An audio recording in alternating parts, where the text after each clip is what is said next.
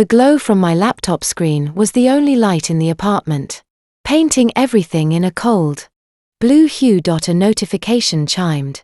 The familiar, cheerful ringtone I'd assigned to him. My heart did its usual stupid little leap. I smoothed my hair, took a breath to settle the day's exhaustion, and clicked answer. Brandon's face filled the screen.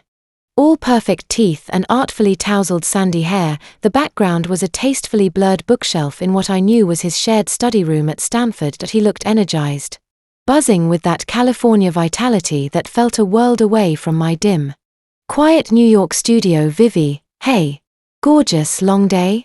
His voice was warm honey, the kind that could soothe away the lingering stress of back-to-back client calls and a project deadline I just barely met. You could say that, I said, forcing a smile, but a good one. Listen, I have news.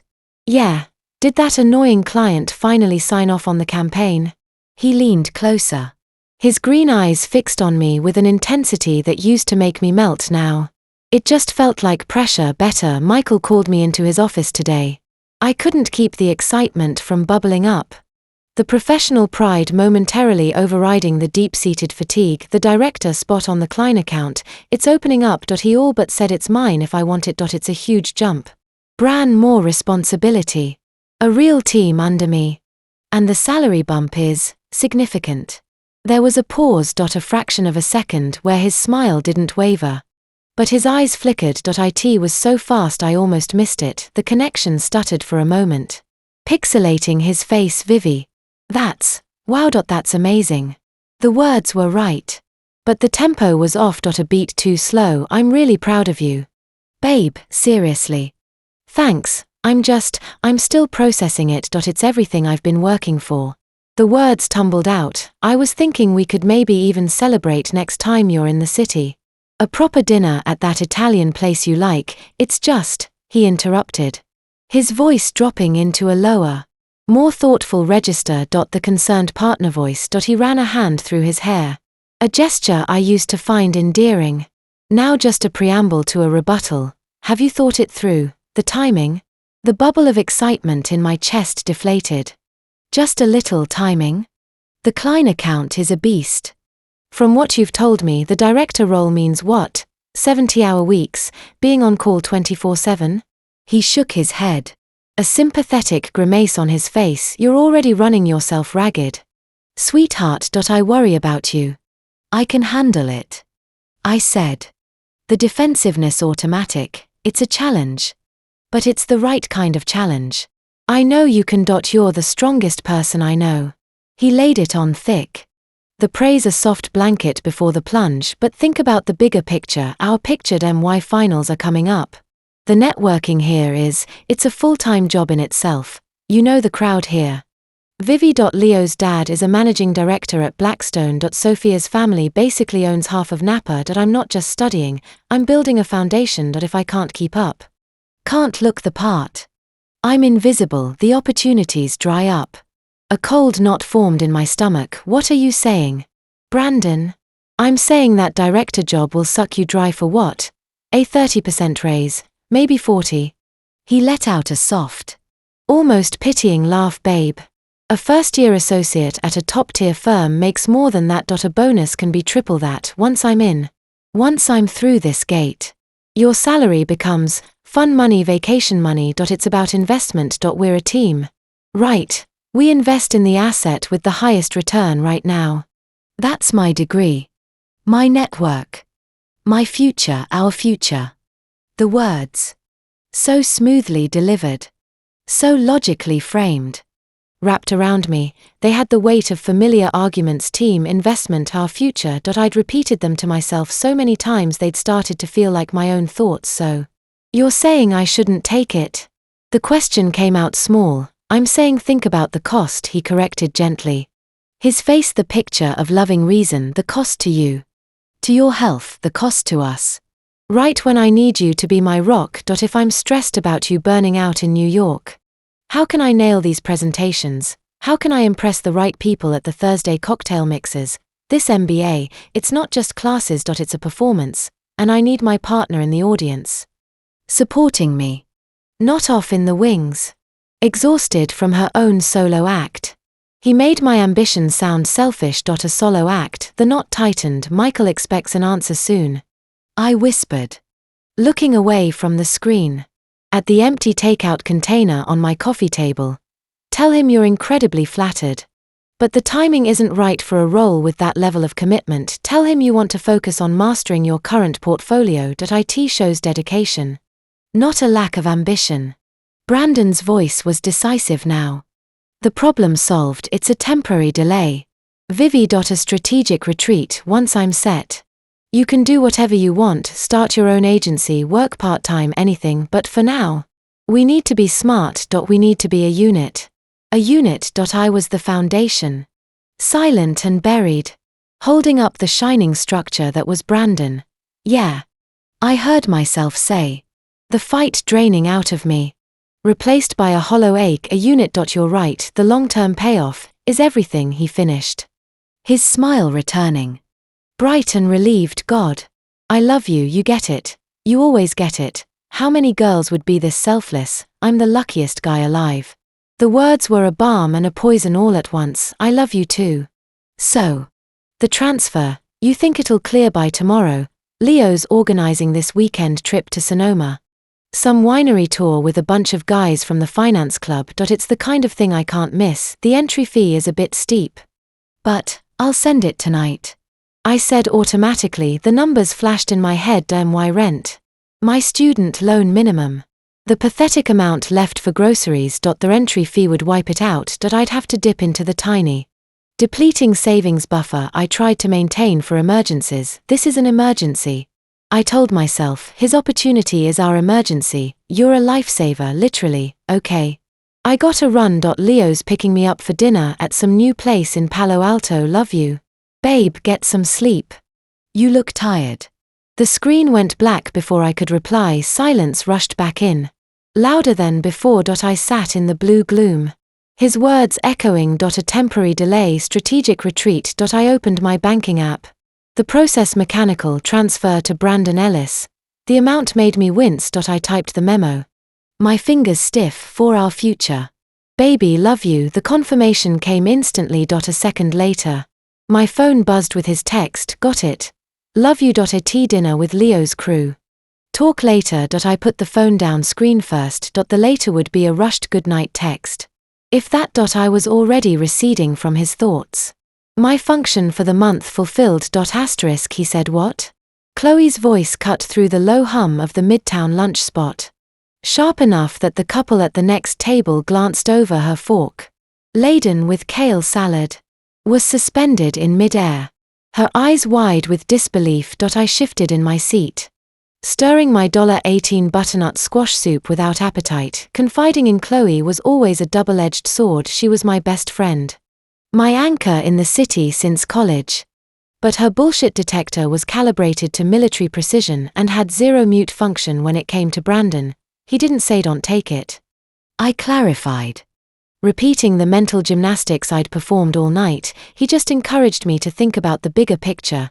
The timing, the stress. The bigger picture being his picture. Chloe stated. Dropping her fork. It clattered against the porcelain bowl. Vivi. Look at me. He convinced you to turn down a promotion. A directorship. A T28. You have any idea how insane that is? It's not forever. Chloe. It's a strategic decision. Once he's through B school and lands a high finance job, you'll be too exhausted and professionally stagnant to remember what your own ambitions felt like. She finished for me. Her voice lowering but losing none of its heat. He's not building a future with you. He's building one on top of you. You're the damn foundation. And he's charging you rent to live there.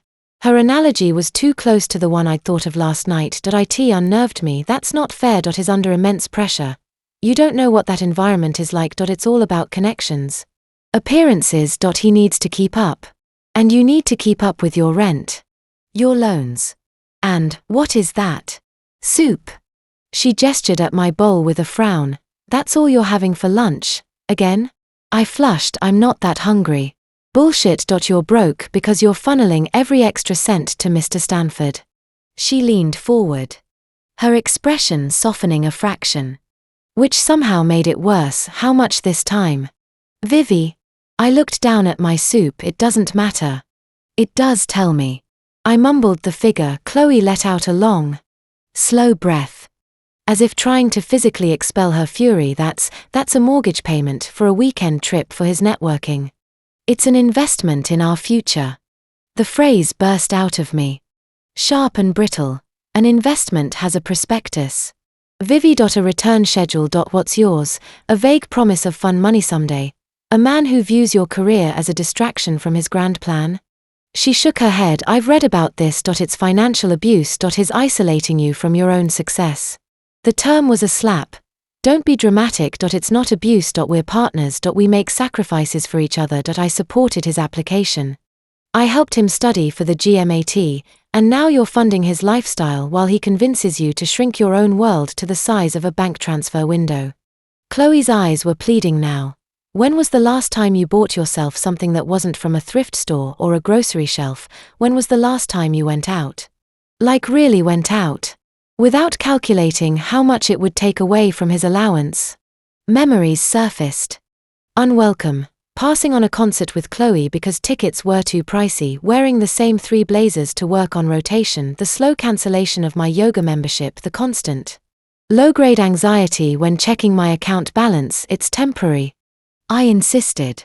The mantra wearing thin, he loves me. Is just stressed. You don't see how he is with me. How grateful he is. I see how he is to you, she corrected softly. He's molding you into the perfect low-maintenance sponsor. Point 1 who doesn't ask for too much time, attention, or God forbid, a career of her own. Tears pricked hotly at the back of my eyes. I was tired, so tired of defending, of justifying, of the constant internal calculus of my worth versus his potential. I just need you to support me, Chloe, not attack him. I am supporting you, she said, her own eyes glistening. That's why I'm saying this, because I love you. And I'm watching you disappear. The Vivian I know would have taken that promotion, bought a bottle of champagne, and told Brandon to keep up or get left behind. The Vivian she knew felt like a stranger. That Vivian was confident, driven, fearless. This version of me was a custodian of a dream that wasn't even mine anymore. I have to get back, I said, my voice thick. I threw a crumpled 20 on the table. Way too much for the soup. But I couldn't bear to wait for change. Thanks for lunch, Vivi. Wait, but I was already weaving through the tables. The weight of her words, of Brandon's logic, of my own gnawing doubt. A crushing load on my shoulders. My boss, Michael, was a man of few words and sharp glances. His office was a monument to minimalist efficiency. All clean lines and cold light. He looked up from his standing desk as I hovered in the doorway. Vivian, come in. Shut the door. I did. The soft click feeling final. I've been expecting you, he said. Not unkindly. He gestured to the chair opposite him. I assume you've thought about our conversation. I sat, my palms damp. I have. Michael, thank you again for the opportunity. It means a great deal that you'd consider me. He nodded. Waiting. I took a deep breath, the rehearsed lines feeling like ash in my mouth after careful consideration. And looking at my current priorities and commitments, I don't feel I can give the Klein director role the full attention it deserves at this time. The focus required would be substantial.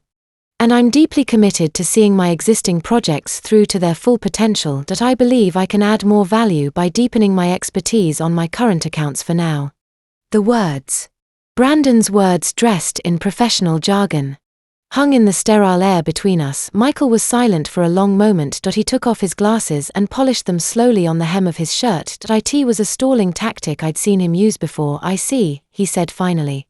His voice flat. He put his glasses back on and looked at me.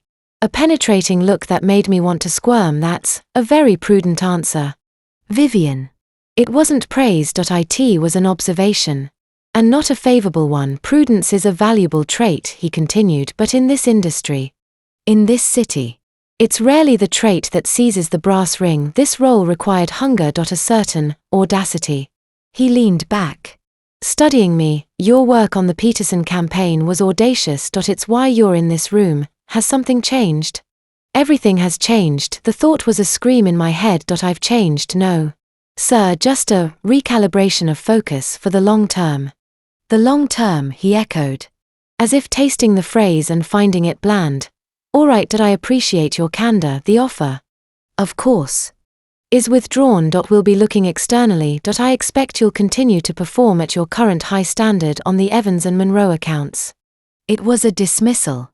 And a subtle warning: your high standard was now the expectation. The baseline: there would be no more talks of promotions for the foreseeable future. Absolutely, thank you, Michael. I walked out of his office, my heels clicking a hollow rhythm on the hardwood floor back at my desk. The open plan space seemed suddenly louder, more chaotic. I saw Sarah from the design team laughing by the coffee machine. A new, confident tilt to her chin. I'd heard she was gunning for a lead position. I saw the empty glass-walled office that would have been mine. My phone buzzed in my pocket. A notification from my bank. Not a deposit, just a low balance alert. Another buzz. A text from Brandon. Sent an hour ago.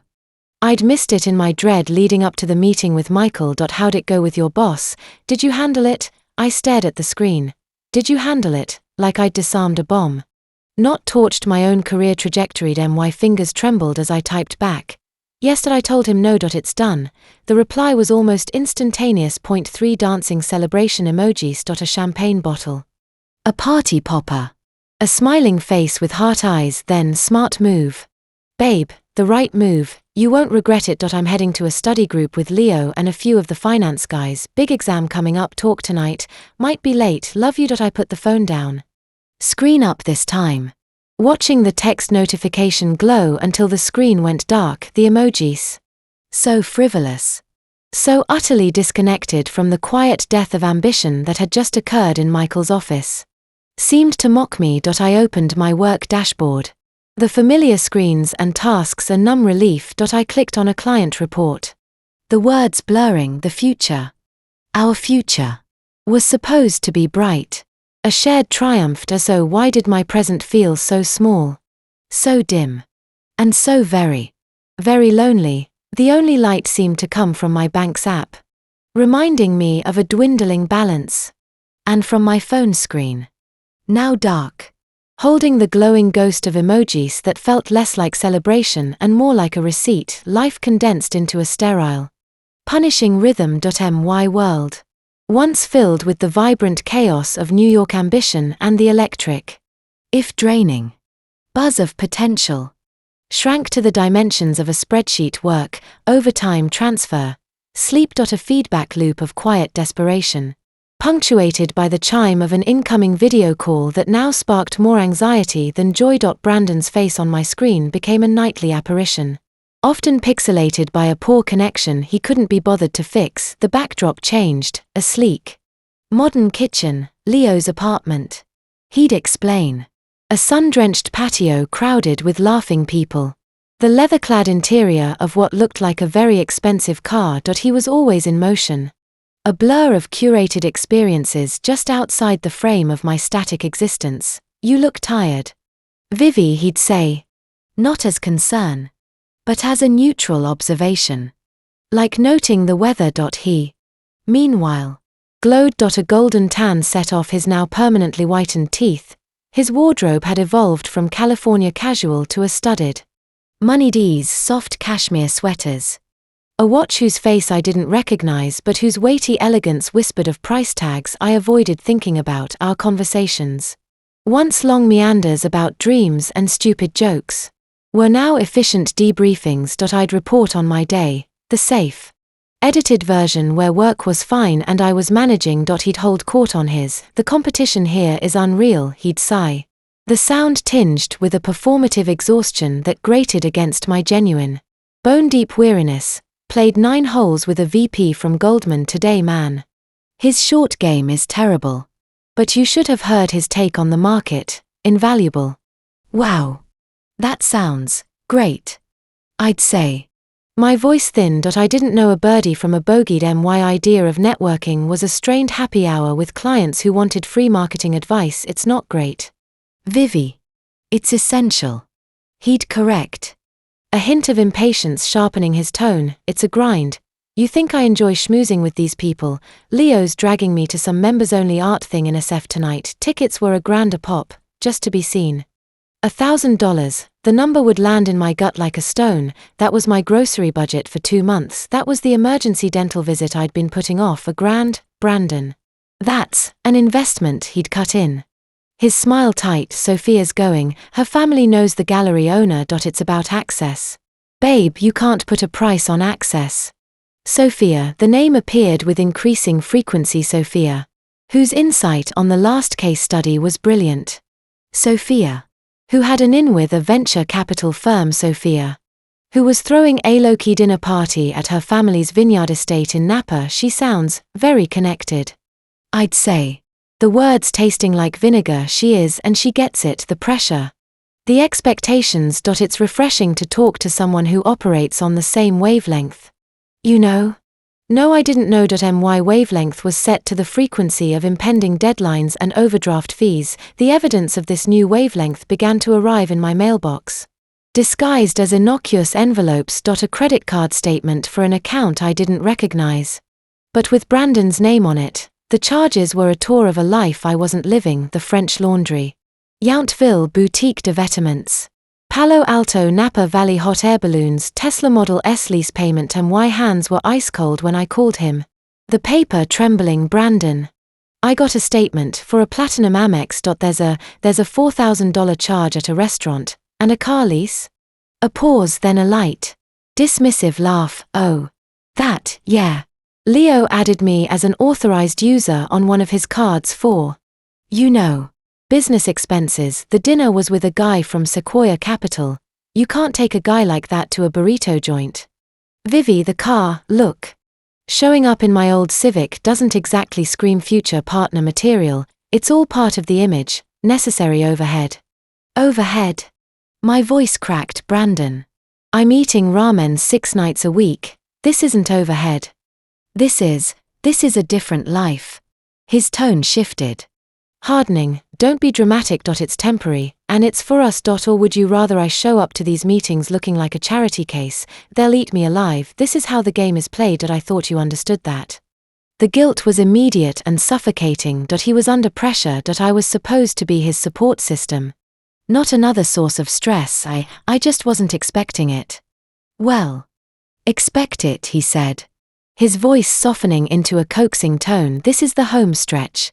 Vivi, the big push. I need you to be strong. Can you do that, for us? For us, the magic words, the incantation that silenced all doubt. Yes. I whispered, I'm sorry. It just scared me. Don't be scared, just trust the process. And hey, the payment on that Amex is due the 15th. Leo's cool. But we don't want to mess that up. You'll handle it. Right. Asterisk. A deep, racking cough shook my frame. The sound ugly and raw in the quiet of my apartment. I'd been fighting a flu for days. A proper one that settled in my chest and made my bones ache, but calling in sick felt like a luxury I couldn't afford. Sick days were unpaid for contractors. And my buffer was gone. Consumed by necessary overhead, I dragged myself through the workday. A haze of fever and chills, sustained by over-the-counter pills that did little now. Curled on my couch in the dark, a single blanket over me. I felt a wave of loneliness so profound it was physical. I needed a voice, his voice. I video called him. It rang and rang finally. He answered. His camera pointed at a stuccoed ceiling. Loud music and laughter bled through his speakers. Vivi, hey. Can't really talk. Leo's having people over. The casual dismissal was a fresh ache. I'm sick, I croaked. The pathetic truth tumbling out. Really sick. Ah. Man. That sucks. Drink some of that green tea with honey I got you and take vitamin C. His voice was distant. Distracted. Someone yelled his name in the background. Look. I gotta go. We're about to get a game going. Feel better? Okay. Love you. Brandon.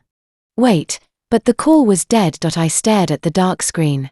The ghost of my own feverish, needy reflection. The only thing staring back. The green tea he'd gotten me was from 6 months ago. I'd used up the last bag weeks before. An hour later, a text came through. Not an inquiry about my fever, not a suggestion to see a doctor. Hey. So the payment for the spring semester's experimental learning fee just hit its $5K. It's a mandatory part of the curriculum. Some off-site leadership thing. Can you wire it by Friday? The system locks out anyone who hasn't paid. Love you. The numbers swam before my bleary eyes. $5,000 my rent was due my own. Meager student loan payment was due. A fresh, violent cough tore through me, leaving me gasping. I typed back with trembling fingers. The words a desperate plea for a shred of thee used to take for granted. I'm really not well. Can we talk about this tomorrow? My chest hurts. His reply was swift. Of course.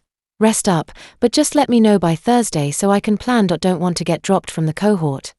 This is a key networking opportunity. He'd acknowledged my sickness only to immediately refocus on the money. I put the phone down.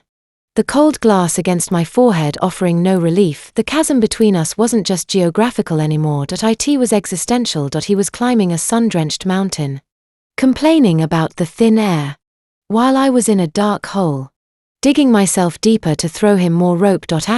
You look like death warmed over, and not in a good way.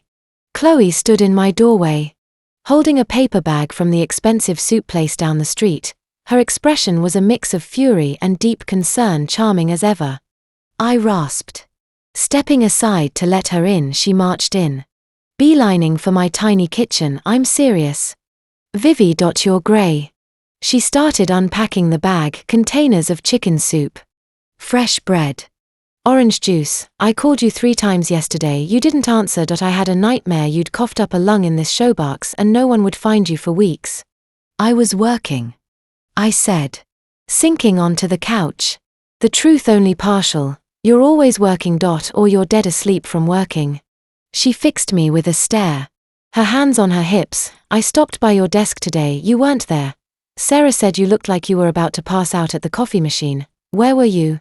I'd spent an hour in a bathroom stall, shivering with fever, trying to muster the strength to go back to my computer. Just a long morning. Chloe didn't buy it. She came and sat on the coffee table opposite me, her gaze uncomfortably direct. Talk to me, and don't you dare say you refine. The kindness in her voice, the simple, tangible care represented by the soup, was my undoing.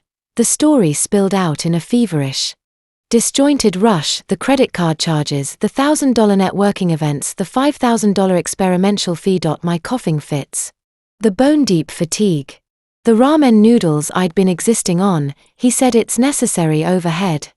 I finished weakly, wrapping the blanket tighter around me. Chloe was silent for a long, terrifying moment. Her face had gone pale, then flushed with a deep, righteous anger when she spoke. Her voice was dangerously low. Necessary overhead. Necessary overhead? She stood up, pacing the short length of my living room. Vivian, look at this place. She gestured around. The IKEA furniture, worn at the edges. The single, sad plant on the windowsill, dying from neglect. Look at you. You're sick. You're exhausted. You're living on instant noodles. And you're funding his lifestyle upgrade, a Tesla lease, the French laundry. It's for his networking, for his future. His future is a Tesla and tasting menus.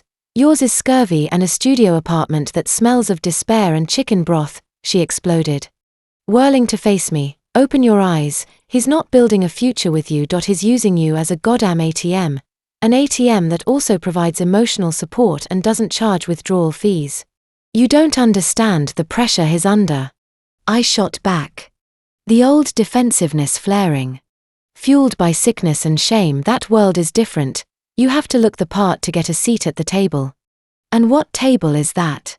Vivi, the one at a Michelin-starred restaurant that you're paying for? She knelt in front of me, her eyes blazing. When does it end? When you're bankrupt? When you're so burned out you get fired? What's his grand plan then? Is Princess Napa Valley going to wire him money? Stop it, I shouted, tears finally breaking free. Hot and humiliating. Stop making him sound like a monster. He loves me, he's stressed. And he needs me. This is what partnership is. It's sacrifice. Sacrifice? Chloe spat the word. Sacrifice is mutual. It's a two-way street. What has he sacrificed? His pride, his comfort, his freaking avocado toast budget. He's sacrificed you. Vivi. On the altar of his own ambition, and you're just lying there on the pyre, handing him the matches and asking if he'd like you to burn a little faster. Her words were brutal, graphic, and they hit with the force of truth. I curled in on myself, sobbing. The coughs mingling with the tears, the facade, the carefully constructed narrative of team and future, was cracking. And the reality leaking through was ugly and cold. Chloe's anger deflated, replaced by a profound sadness. She sat beside me, pulling me into a fierce, tight hug. I'm sorry, she murmured into my hair. I'm so sorry, I'm yelling. I'm scared for you. I miss you, the you that would have told Michael to shove his promotion up his ass and taken the job anyway, the you that was fierce and funny. And yours. I cried until I was hollow, until the shakes subsided into occasional shudders. We ate the soup in silence. It was the first real, nourishing food I'd had in days. Later, as she was leaving, she turned at the door. Just promise me one thing, the next time you're about to send him money, you call me first. Just talk to me, let me be the voice of reason you're paying to silence. I nodded, unable to speak. And for God's sake, go to a doctor tomorrow. I'm taking you. No arguments. After she left, the silence was heavier, the apartment felt smaller. Chloe's words echoed, but so did Brandon's. Trust the process. For us, needing a hit of the familiar, a reminder of what I was sacrificing for. I did something I rarely allowed myself to do. I went to Brandon's Instagram. It was public, a curated gallery of his ascent. There were pictures of him in a blazer at a vineyard, holding a glass of wine, a group of polished, smiling people around him. A shot of him and Leo on a golf course, squinting into the sun. A photo of a stunning sunset over what was presumably the Stanford campus. And then I saw it. A new post from 2 days ago. A group of maybe 10 people, seated at a long, rustic table under strings of lights. The caption read, Napa Nights, good wine, better company. Stanford MBA life. My finger hovered, then zoomed in. There was Brandon, in the center, looking more relaxed and happy than he had in months. His immediate right was Leo. His left was a woman I'd never seen in person but recognized instantly from other tagged photos. Sophia. She was beautiful in an effortless, expensive way. Long, honey blonde hair, a sharp, intelligent smile. She was leaning slightly towards Brandon, her arm resting on the back of his chair, her fingers inches from his shoulder, not touching. But in the language of group photos, the territory was clearly marked. Brandon's body was angled towards her, not the camera. They were both laughing at something, a private joke frozen in time. The table was littered with empty wine bottles. The setting was obscenely picturesque. My $5,000 had bought that experimental learning. My ramen noodles had funded that better company. A cold that had nothing to do with the flu seeped into my core. I scrolled to the comments. Leo, crew goals, wineglass. Some guy named Mark, looking solid. Bran, a girl named Jessica. Wish I was there, save me some Cabernet. And then a comment from an account named Sophia Raymond, always a blast. Thanks for being the best debate partner, and for not spilling the 89 Stag's leap. Winking face. Brandon had liked her comment. He'd also liked Jessica's. He hadn't liked Leo's or Mark's. It was nothing. It was a group photo. She was just a friend. A classmate. He was being polite. The litany of excuses started automatically, a worn-out recording in my mind, but the image was burned into my retinas. His ease, her proximity, the sheer, sun-drenched luxury of it all, so starkly contrasted with my dim, sickroom reality. I closed the app, my heart pounding a sick, irregular rhythm. The ghost of his face, laughing beside Sophia's, superimposed itself over the darkness behind my eyelids. The crack in the facade wasn't just a hairline fracture anymore. It was a fissure, deep and dark, and through it, I could see a world where I didn't exist at all. I sent the next day's wire transfer on time, the action mechanical, the memo blank. The confirmation text from him came an hour later, as I sat in a clinic waiting room, Chloe stubbornly by my side. Fee received. You're a lifesaver. I end back-to-back workshops. Talk tonight, might be late. The cohort is going for drinks after. I stared at the screen, The cold from the Napa photo still in my veins. I typed a single word, sure. A restlessness, cold and persistent, had taken root in me since seeing that photo. It was a quiet, gnawing thing, living beneath the ribs, immune to the familiar litany of excuses. It's nothing. It's a group picture. His just being social. The words had lost their anesthetic quality, they were just sounds now.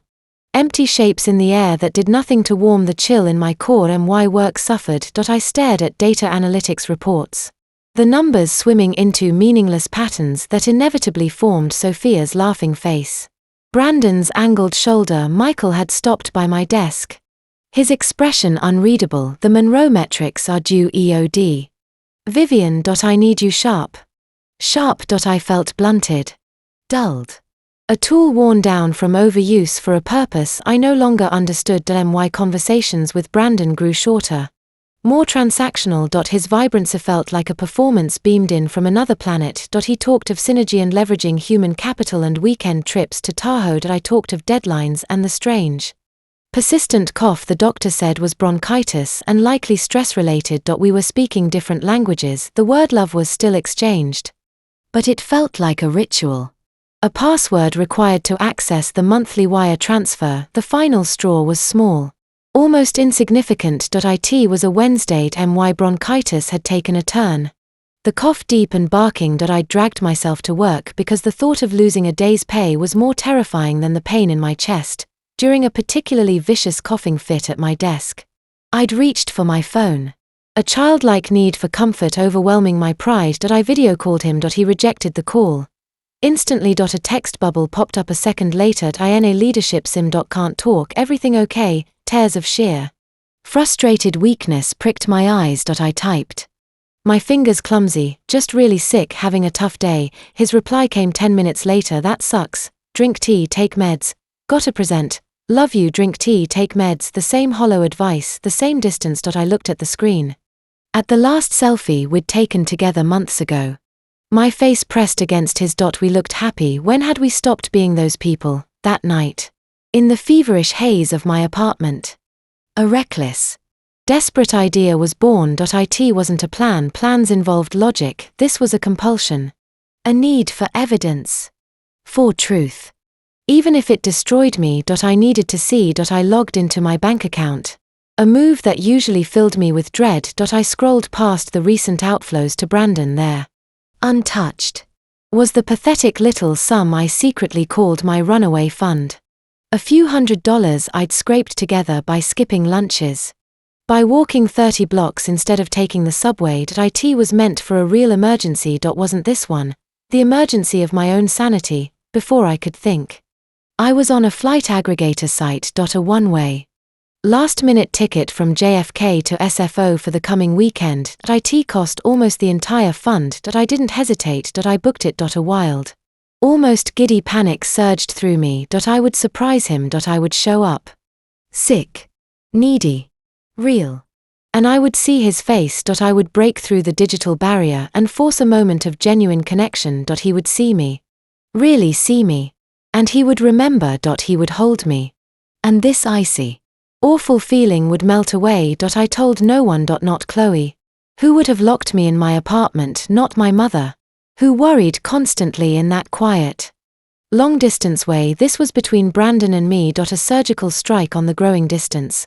The flight was a blur of anxiety and coughing. I'd packed a single small bag, my hands shaking. What does one wear to confront the ghost of one's relationship?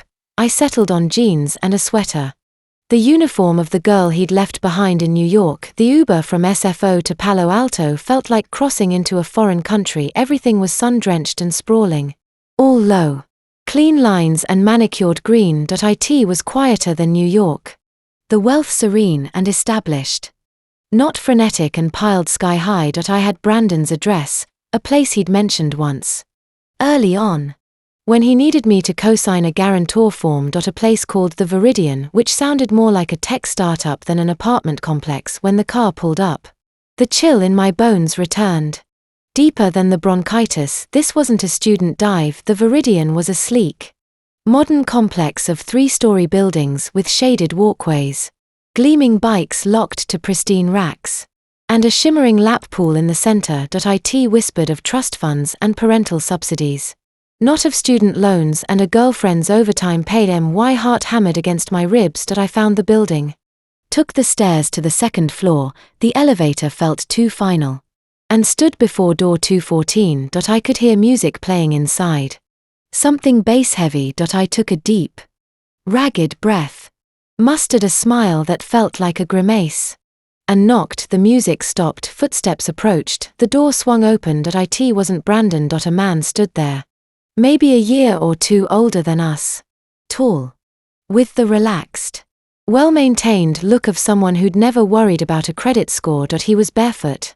Wearing expensive-looking joggers and a soft Stanford hoodie. He held a bottle of craft IPA in one hand. This was Leo. I knew it from the photos. In person. He was more substantial. He blinked at me.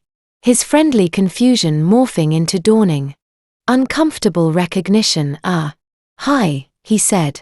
His eyes flicking over my shoulder as if looking for someone I might be with. Hi. I said. My voice a dry croak. I'm looking for Brandon. Brandon Ellis? Yeah. He lives here. Leo said. Not moving from the doorway. His body language was a wall. And you are? I'm Vivian. I said it slowly. As if speaking to a child, his girlfriend from New York. A cascade of emotions played over Leo's face. Surprise. Quickly masked. A flash of what looked like pity, then a smooth, practiced neutrality slid into place. Vivian, right. Of course. Hey. He didn't offer a hand. Didn't step aside. Brandon's not here. Oh. The wind left my sails. I'd prepared for Brandon's shock. His joy. His annoyance. I hadn't prepared for a closed door held by a stranger who knew my name and looked at me like I was a door-to-door solicitor. Do you know when he'll be back? I wanted to surprise him. Leo took a swig of his beer. Buying time, yeah. Surprise, right? He finally shifted. Leaning against the doorjamb. His up at Tahoe for the weekend. Some of the crew went up last night. Ski trip. Tahoe. He'd mentioned something about a possible trip. He'd said it was up in the air. That it was expensive. That he probably wouldn't go. The lie was so casual. So effortless. I see. I said. My face feeling numb. I must have gotten the dates mixed up. Yeah. Must have. Leo agreed. Too quickly, his eyes darted past me again. He was nervous. Look. It's great to finally meet you. Brandon's told me a lot about you. The statement hung in the air. Blatantly false. If Brandon had told him anything, Leo wouldn't have needed to ask who I was. My gaze drifted past him. Into the apartment. It was spacious. Open plan. A large, modern sofa. A huge TV mounted on the wall. Paused on a video game screen. A kitchen with stainless steel appliances and a breakfast bar with 2 stools. On the bar. 2 wine glasses. Saturday. One was empty, the other, the one closest to the door, had a distinct, perfect lipstick stain on its rim. A deep, bold red. The color screamed confidence. The color was nothing I would ever wear. My eyes snapped back to Leo's. He followed my gaze. And a faint flush crept up his neck. He moved. Almost imperceptibly. To block more of the doorway. His with the usual crowd? I asked. My voice deceptively calm. Yeah, the usuals. Me. Sophia. Mark. A few others. He said the names casually. But Sophia landed between my ribs like a shard of glass. Sounds fun. I said. The words ash in my mouth. Well, I guess I missed him. Bad timing. Leo said. Not unkindly now. But with a finality that brooked no argument. You want me to tell him you stopped by? The question was a formality. We both knew the answer was no. A surprise ruined was a disaster. No. I said. Forcing a smile that felt like a death rictus. No. Don't spoil the surprise. I'll just catch him next time. Sorry to bother you. No bother, he said. Already beginning to close the door. Take care. Vivian. The door clicked shut. I stood in the silent, sunny hallway. The sound of the deadbolt engaging echoing like a gunshot. I stared at the gleaming wood of the door. Seeing only the lipstick stain on the glass. Deep red, bold. A woman's mark. In his home. In their home. The walk back to the street felt endless. The California sun, which had seemed so cheerful on the ride over, now felt harsh. Exposing. I hailed another Uber, my hands trembling violently as I fumbled with my phone. Back to the airport, the earliest flight I could get. A red-eye back to JFK. I sat in a plastic chair at the gate, surrounded by cheerful families and weary business travelers. Feeling like a ghost, the evidence assembled itself in my mind with cold, prosecutorial clarity. The expensive apartment he'd downplayed. The roommate who was clearly the primary tenant, and who was uncomfortable seeing me. The weekend trip he'd said he probably wouldn't take. The lipstick. Sophia. My phone buzzed in my purse. A message from Brandon.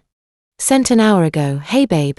Crazy day. In workshops then cramming for a quiz. Miss you. How's the cough? Miss you. He was in Tahoe skiing with Sophia, and he was texting me that he missed me. A violent, soul-deep tremor racked me, ending in a coughing fit that bent me double and drew concerned stares. I fumbled for a tissue, my vision blurring. Was I crying? Was I dying? I couldn't tell the difference. The flight was a nightmare. Every bump of turbulence felt like the universe shaking me apart. I replayed the scene at the door 1,000 times. Leo's face, the apartment, the glass, the name Sophia. I landed at dawn. A shell. The trip had taken less than 24 hours. I'd crossed a continent and back, and all I had to show for it was a certainty that felt like a terminal diagnosis. I went straight to my apartment, the familiar clutter now seeming like the artifacts of a stranger's life. I didn't sleep. I just sat on the edge of my bed, still in my travel clothes, watching the grey New York light seep through the blinds. When the clock hit a reasonable hour on the West Coast, I called him. My finger stabbed the screen, the action fueled by a cold, clear fury that had burned away the last of my fever. He answered on the fourth ring, voice thick with sleep or maybe hangover. Vivi. Hey. What's up? It's early. There was noise in the background, voices. The clatter of dishes. A breakfast place, a Tahoe cabin. Where are you? Brandon. My voice was flat, dead. A pause. A beat too long. I'm at my place just waking up. Why? You sound weird. I'm weird. A brittle laugh escaped me. I'm weird. I'm in New York. Brandon, where are you? I told you. At my apartment. What's going on? Defensiveness crept into his tone. I was there, I said, the words dropping like stones. Yesterday. At your apartment. I wanted to surprise you. Silence. A profound, deafening silence on the other end of the line. The background noise cut out abruptly. He'd moved somewhere private. You what? The sleep was gone from his voice, replaced by a sharp, alarmed edge. I flew to San Francisco. I took an Uber to Palo Alto. I went to the Viridian. I knocked on the door of apartment 214. I recited it like a police report. Leo answered. Jesus Christ. Vivi. The words were a hissed exhale. What the hell were you thinking, showing up like that, without warning?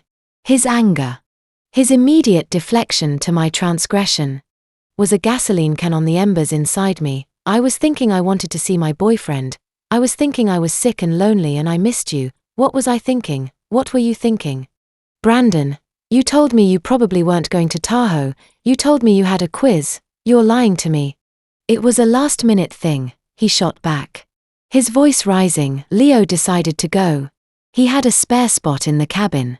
It was an opportunity. And yeah, I have a quiz on Monday. I'm studying up here. What? I have to report my every move to you now? There was lipstick on a glass. Brandon. My voice dropped to a whisper, trembling with the sheer, devastating weight of the image. On your kitchen counter, red lipstick. Another silence. This one was different, thick with calculation. When he spoke again, the anger was gone, replaced by a weary, exasperated reasonableness. Oh. For God's sake. Vivi, are you serious?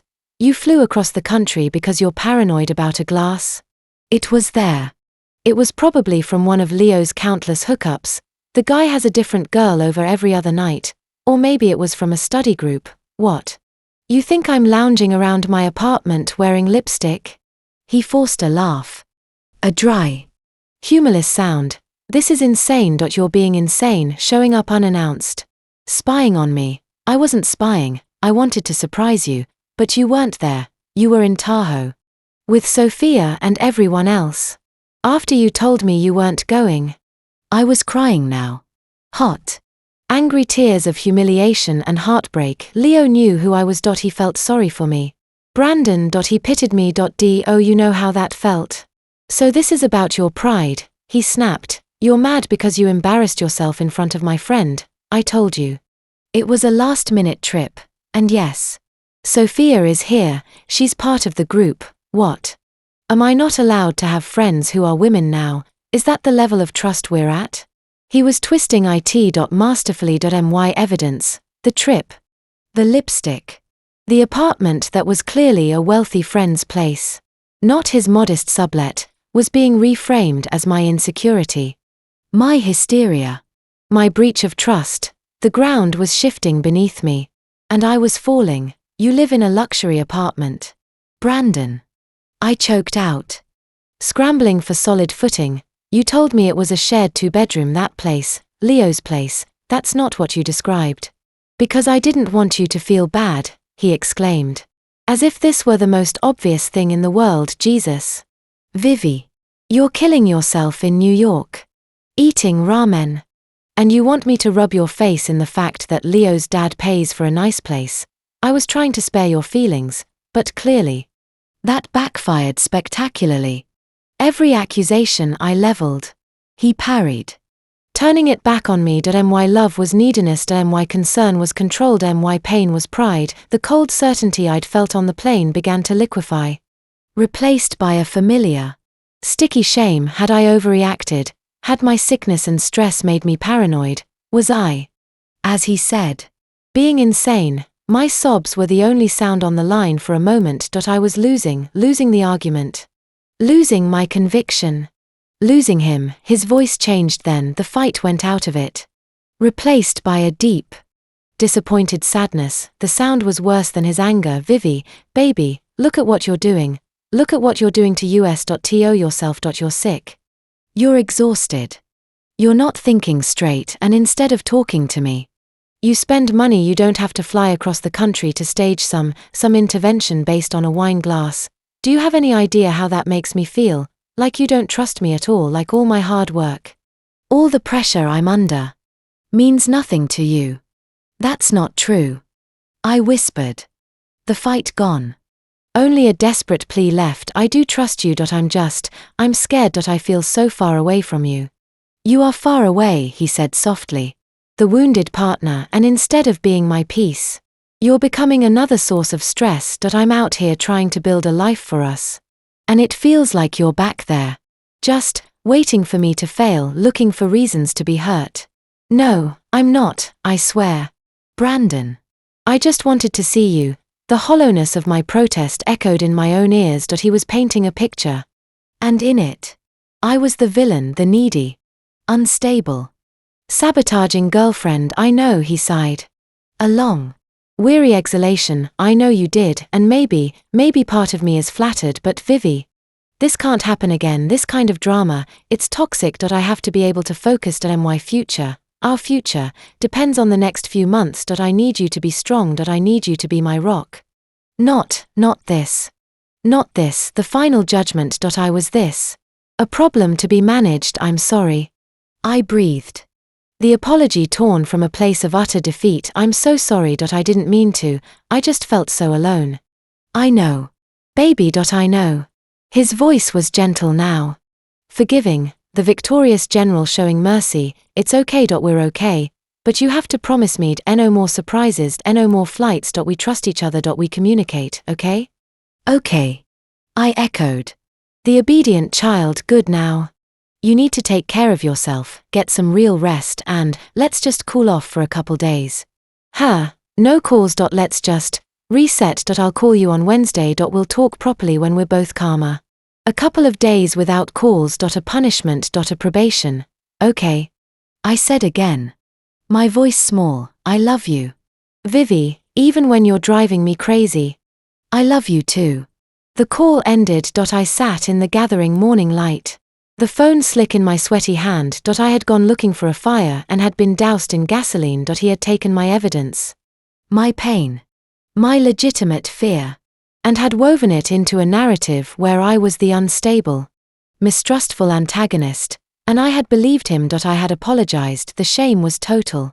Consuming. I had violated the rules. I had been insane. I had become this. With mechanical movements. I got up, showered, dressed for a day I had no intention of facing. I logged into my banking app. The balance was a glaring red negative. Thanks to the impulsive flight. An overdraft fee was pending. I transferred the last dregs from my pathetic savings to cover it. Then I initiated a new transfer to Brandon, the last of my paycheck. The memo line blinked. Empty. I typed the 2 words that felt like a penance. A plea for forgiveness. A reaffirmation of my proper, silent role for us. The confirmation came. A minute later. So did his text. Not a thank you, not an I love you, just got it, need to focus. Talk Wednesday. I put the phone in a drawer and closed it. I went to the window and looked out at the brick wall of the adjacent building somewhere over 3,000 miles away.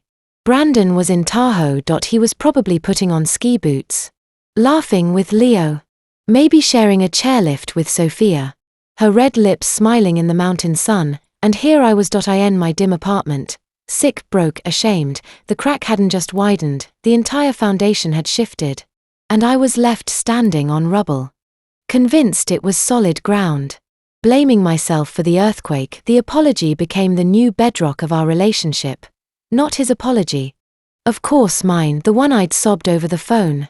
The one that had tasted of ash and humiliation. In the cold, grey light of the days that followed my disastrous California trip, it curdled into a hard, sick knot of shame in my stomach. He had been right. I had been hysterical, paranoid, unstable. I had violated the sanctity of his pressure cooker world with my neediness. The evidence I'd seen, the apartment, the lipstick, the Tahoe trip, melted and reformed in my mind, reshaped by his expert hands into the delusions of a stressed-out, insecure girlfriend. My punishment was a communications blackout. The promised Wednesday call never came. A text arrived instead.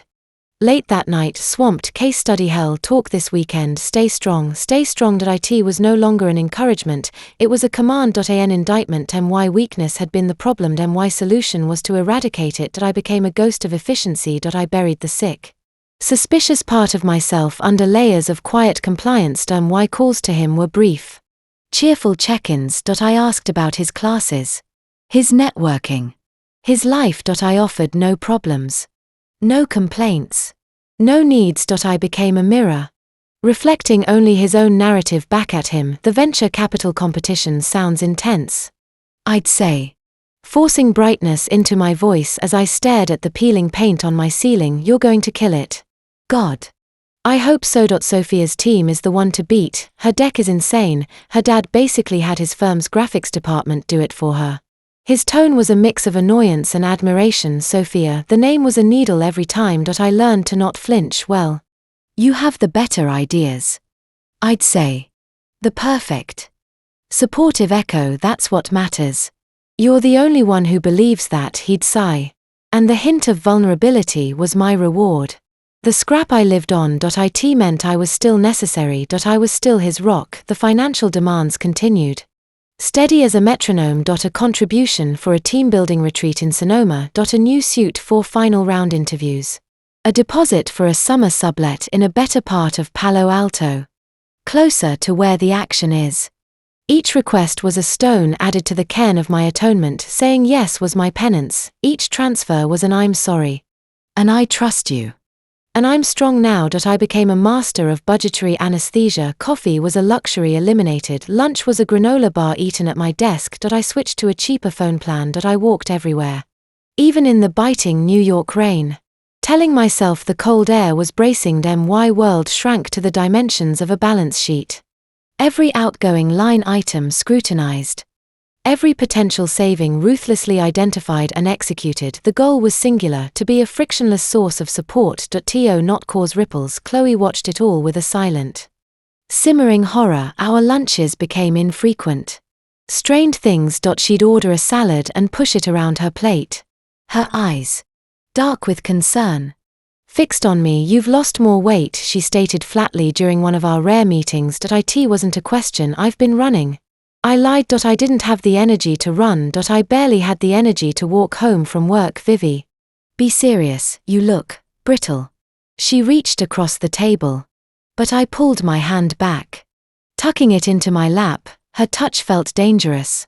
Like it might shatter the careful numbness I'd constructed. He's sucking the life out of you, and not just your money, your spark, your you. I'm fine. Chloe. I'm just focused. It's a tough season. I used his words. The MBA speak that was seeping into my lexicon. We're prioritizing long-term gains. We are not prioritizing anything, she snapped. Her patience breaking. He is prioritizing his ski trips and his Tesla lease. And you are prioritizing starvation. What's the long-term gain here? An early grave, a nervous breakdown? You don't understand the pressure he's under. I said. The mantra automatic. Toneless, the Stanford network, it's everything. If you can't keep up, you're invisible. And what about your network? Vivi, she shot back.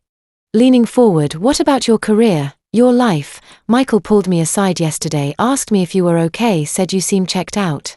That you missed a detail on the Monroe report that nearly cost us the client. He's noticing. People are noticing. A sliver of ice pierced the numbness. My worked. My one remaining source of identity outside of being Brandon's provider. I'm fine. I was tired that day. It won't happen again. It will if you don't start taking care of yourself. She lowered her voice. Her anger giving way to sheer desperation. There's a project kicking off. The new Aqualine account. It's huge, global. Michael is handpicking a small team. It's a 6-month commitment. With a potential 2-week research trip to London. It's the kind of project that makes careers. London. The word echoed in the hollow space inside me. I'd always wanted to go to London. Brandon and I had talked about it. A vague someday dream, he mentioned it. I said dully, mentioned it. Vivi. It's yours for the taking. He as much as told me he's considering you for the lead strategist role, but you have to be present. You have to want it. Want it, the concept felt foreign. Wanting something for myself felt like a betrayal of the pact I'd made, the pact of silence. Of support. Of atonement. A 2-week trip would mean time away. It would mean being unreachable. Immersed in my own world. It would mean not being on call for whatever financial or emotional crisis Brandon might have. The very idea sent a ripple of anxiety through me. The timing isn't right. I heard myself say. The words coming from a faraway place. With Brandon's finals and his interview season coming up, I need to be available. It's a critical time for him.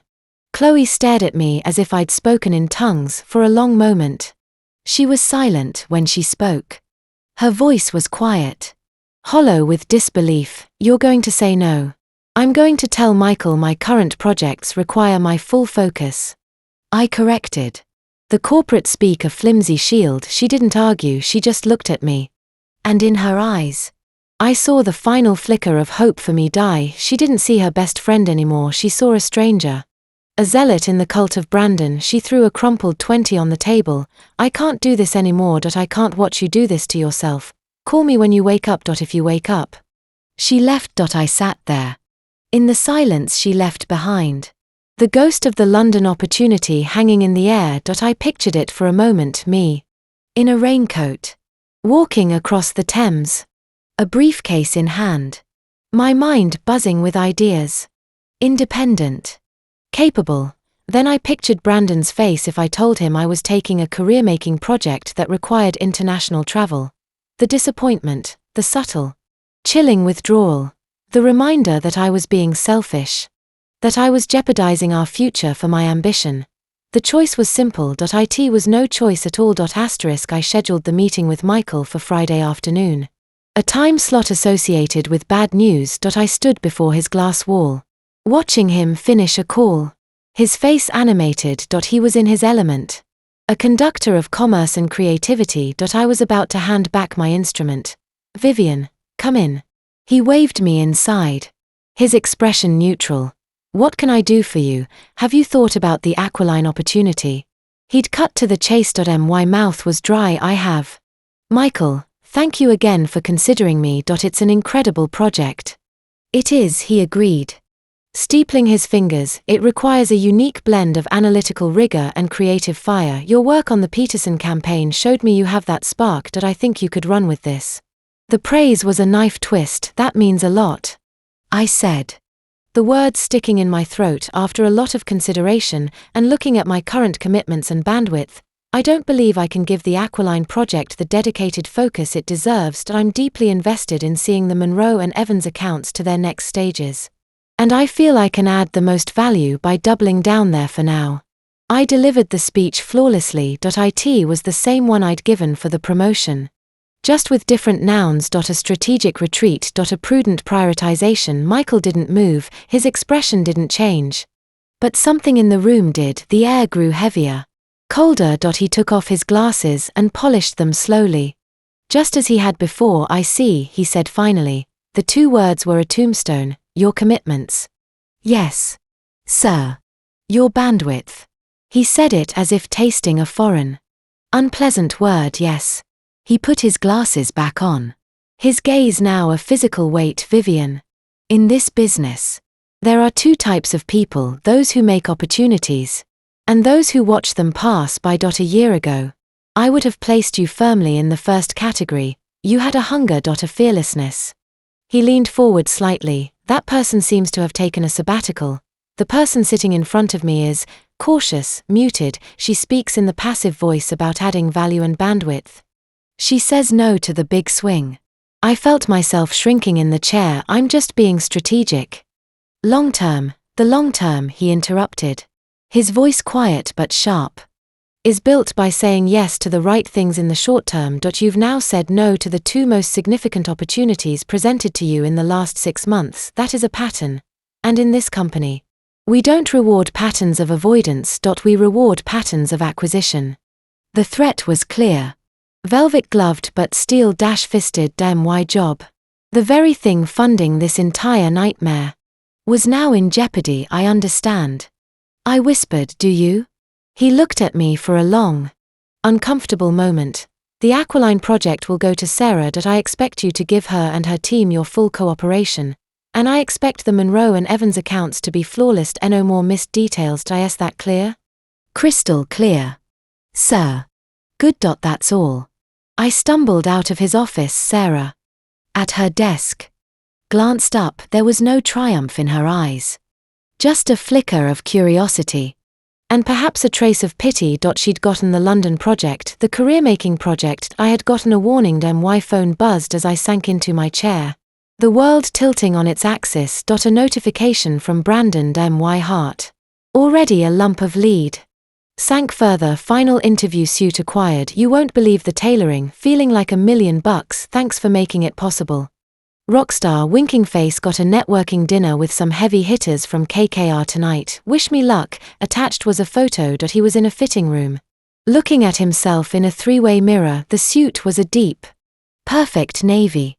The cut exquisite. He looked like money. He looked like success. He looked like a stranger. I typed back, my fingers numb. You look amazing. Knock 'em dead. So proud of you. I added a heart emoji.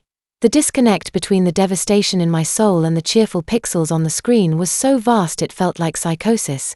His reply was instant. A blowing kiss emoji. Then, gotta run. Leo's calling. We're heading to the airport. A fresh, cold trickle of fear. I typed airport. Forgot to tell you, squeezed in a long weekend in Cabo. Leo's family has a place. A few of us. One last blowout before finals crunch. Don't worry, it's all comped. Just need spending money. Can you wire $1,000? Love you. Cabo. A long weekend. A few of us. The image was immediate. Brandon on a sun-drenched terrace. That suit replaced by swim trunks.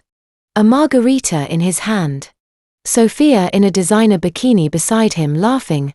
The red lipstick replaced by a glossy, tropical shimmer. The numbness shattered. A violent, dizzying wave of nausea and rage hit me. I barely made it to the bathroom, collapsing in a stall as dry heaves racked my body. Cabo. A grand, after I'd just torched my career trajectory, after Michael had all but told me I was on thin ice while I was here, in a fluorescent lit office bathroom.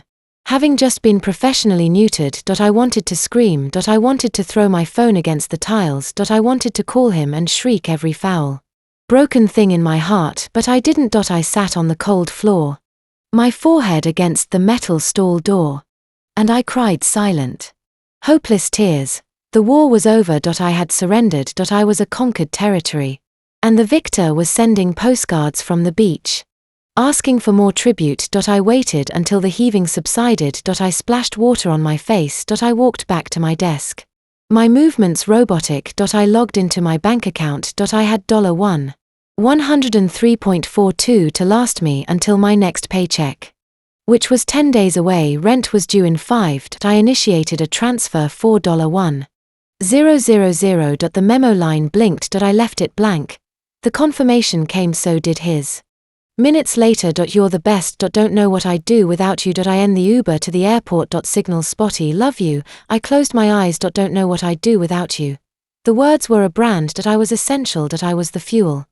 That was my purpose. It had to be enough. The days blurred into a monochrome streak of exhaustion. I functioned. I produced adequate work. I was a ghost in the office, earning no praise but, crucially, no more warnings. I was a ghost in my own life. My physical needs reduced to the bare minimum for sustenance. Sleep was fitful, haunted by dreams of mist plains and lipstick-stained cliffs. Then, late one Tuesday night, my phone screamed to life. The shrill, insistent ringtone, his personal ringtone, shattered the silence of my apartment. It was 2:17 a.m. Panic, cold and immediate, shot through me. An accident. Something was wrong. I fumbled for the phone. Brandon, what's wrong? Are you okay? The sound on the other end was a muffled chaos of music, laughter, and the low thump of a bass line. Then his voice, slurry and thick, filled the line. Vivi, hey, baby. He was drunk, very drunk. The background noise was a party in full swing. Brandon, it's the middle of the night. What's going on? I needed to hear your voice. Quiet here. I mean, it's not quiet. It's loud, but it's quiet. You know, he slurred, his words tumbling into each other. They're all the same. All these people, they're so shiny. So fucking shiny. My panic morphed into a confused, wary tension. Where are you? Leo's party for some guys. Something. I dunno. He took a noisy gulp of something. They all have these plans, these connections, their dads, their uncles. It's all set up like a game of Monopoly they started on Boardwalk. The self-pity in his voice was raw, unfiltered. It was a tone I hadn't heard in months. It was the tone he'd used back when we were us. Back when he'd complained about his boring job and dreamed of Stanford as an escape. My heart, despite everything, gave a treacherous, softening lurch. It's hard, baby, I said, the old endearment slipping out. But you're smarter than all of them. You've had to work for it. That matters. Does it? The word was a plaintive wail. Does it fucking matter? Sometimes I think they can smell it on me. The trying, the hunger. It's not cool. It's desperate. His voice dropped to a conspiratorial, miserable whisper. They have trust funds. Vivi, actual fucking trust funds. And I have student loans and a girlfriend sending me money from her ramen budget. The words were a punch to the gut, but they were also, perversely, a relief. It was the truth, ugly, shameful, but real. He acknowledged I end this drunken, vulnerable state. The facade was down. You have me, I whispered, tears springing to my eyes. This was the man I'd fallen for, the one who was scared, who felt like an imposter, who needed me. You've always had me. We're in this together. That's what matters. A long, shaky sigh rattled down the line. You're too good for me. You know that. You're the only real thing in this whole plastic world. The only one who sees me, the real me, not the Stanford guy, not the guy trying to be just me. It was what I'd been dying to hear for months. Validation, acknowledgement. A crack in the perfect, distant armor. This was the sacrifice worth making. This raw, honest need. I was his touchstone, his reality. I love the real you, I said, the tears flowing freely now. I always have. I love you, Vivi. I'm sorry. I'm so sorry. I'm such a mess. The pressure, it's eating me alive. And you're there, and you're just you, and I don't deserve you. Shush, I soothed, lying back on my pillow, a warmth spreading through my chest for the first time in an eternity. You do deserve me. We deserve each other. This is just the hard part, the tunnel. We're going to get to the other side together. He mumbled something incoherent. Then his breathing grew slow and heavy. I could hear the party still raging around him. But he was fading out. Together, he echoed. His voice a sleepy sigh. Don't leave. Okay. I'm not going anywhere. I promised. The vow fierce and true in the dark. The line went dead. He'd passed out or the call had dropped. I held the phone to my chest, crying quiet tears of relief and a strange, triumphant love. He needed me. The real him needed the real me. All the distance, the weirdness, the money, it was just the pressure. The awful, distorting pressure of that world, underneath. He was still my Brandon, scared, needing me. I had broken through, the connection was restored. I fell into a deep, dreamless sleep. The knot in my stomach finally loosened. The dawn brought a hangover, not mine, but his. Transmitted digitally. A text arrived at 7:03 a.m. Its tone a bucket of ice water on the fragile warmth I'd clung to all night. Hey, about last night. I was pretty wasted. Sorry if I said anything weird. You know how it gets. Don't read into it. Crazy day ahead. Chat later. Don't read into it. The 3 most effective words for emotional gaslighting ever devised. The raw vulnerability. The confession. The I don't deserve you. It was relegated to the category of weird drunk talk. Meaningless. A glitch. The warmth iced over. Harder and colder than before. The real him had been a hologram. A trick of the alcohol and the late hour. The real him was this text, dismissive, controlling, eager to re-establish the distance. I stared at the screen. The memory of his slurred voice already receding, made cheap and flimsy by the clear, cold light of this message. The choice was presented anew: believe the nighttime confession of love and need, or believe the morning after retraction. My fingers hovered over the keypad. I could call him out. I could say, it wasn't weird.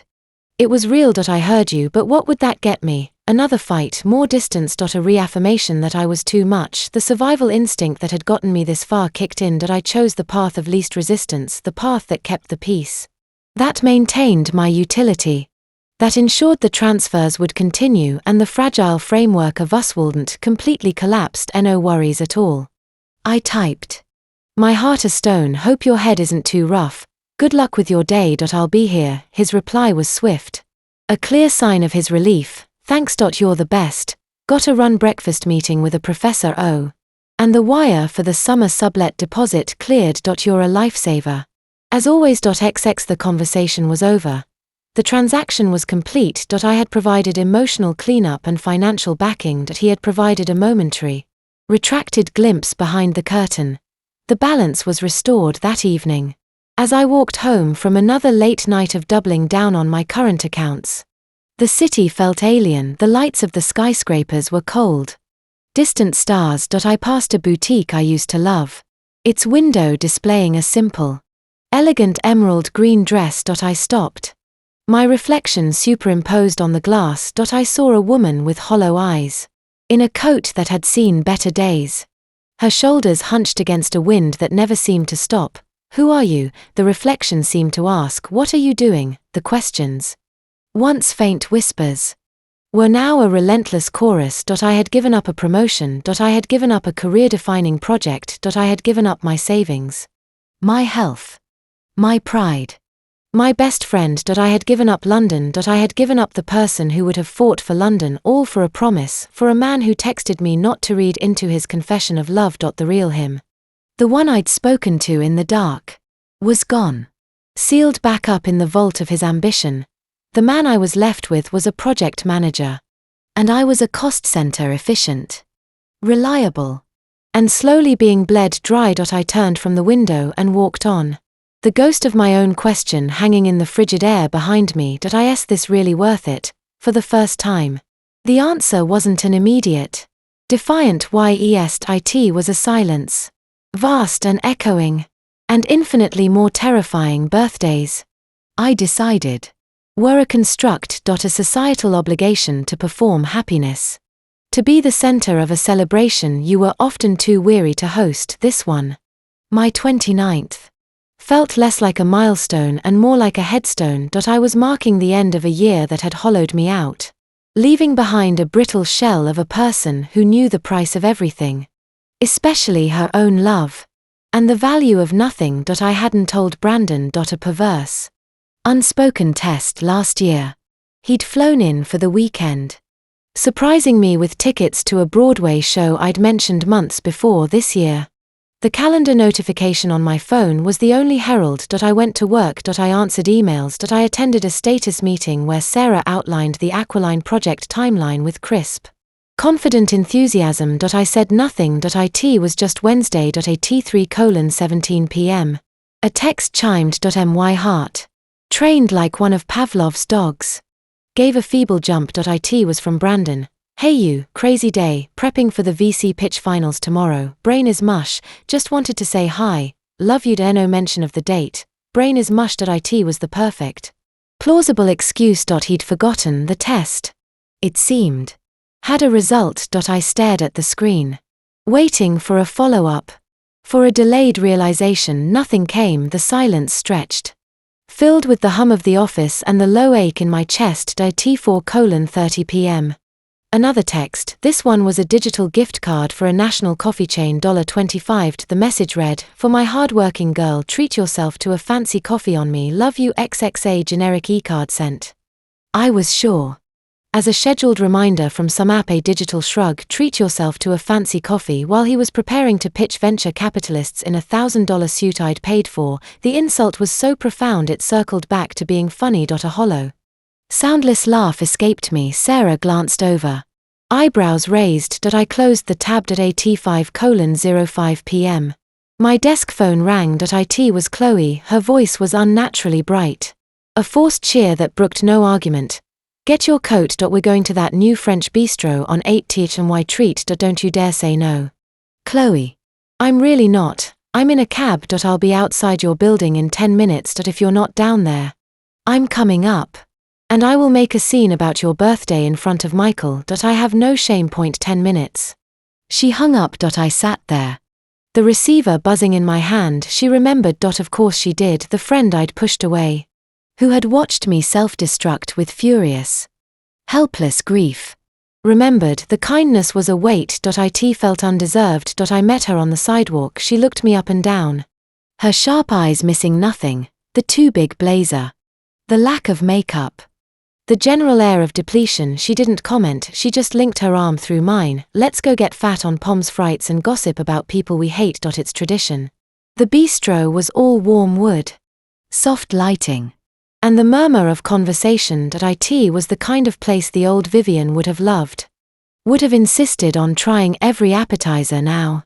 I felt like an imposter, my frugality a phantom limb itching at the prices on the menu. Chloe ordered for us steak frites, a bottle of Malbec, a chocolate tart for dessert. We're celebrating, she stated, pouring the wine with a firm hand.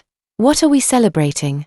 I asked dully, tracing the grain of the wood table. The fact that you're still breathing, the fact that I still have a best friend, even if she's currently possessed by the spirit of a doormat, the fact that it's your birthday, and you're here with me, and not staring at a screen waiting for a man-child to remember you exist.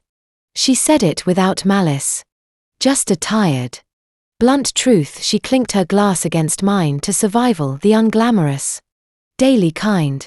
I took a sip. The wine was rich and velvety, a sensory shock to a system used to tap water. He forgot, I said, the words surprising me. I know. He sent a gift card for coffee. I figured it would be something like that. I didn't even tell him. You shouldn't have to, she said. Stabbing a fry. A partner is supposed to know. They're supposed to give a shit. The old defensiveness rose. But it was a weak, sputtering thing. I had no energy to mount it. He's under a lot of pressure. The pitch is tomorrow. It's a big deal. Vivi, Chloe said, putting her fork down. Look at me. I reluctantly met her gaze. Your birthday is the same date it was last year and the year before that. Pressure doesn't erase a calendar. It just reveals priorities, and you, my dear, are not one. The words landed clean and sharp. They didn't even hurt that much. They just felt true. A clinical diagnosis. I nodded slowly, looking back at my plate. The food is good, I said. A pathetic change of subject.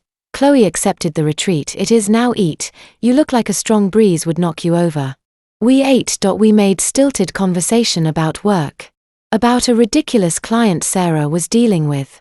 About a movie Chloe had seen. It was a facsimile of normalcy.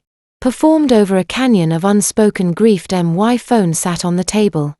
Face down. A silent, malevolent presence. A part of me, the stupid, hopeful part one thought I'd killed, kept waiting for it to light up with a flurry of apologetic texts. A last-minute video call. A flood of roses ordered online. I'm so sorry, baby. My head's been everywhere. Happy birthday. It stayed dark. As the waiter cleared our dessert plates, a profound fatigue settled over me. The wine, the rich food, the emotional toll of the day, it was all too much. I just wanted to be in my own bed. In the dark. Where I could stop pretending. I should get home. I said.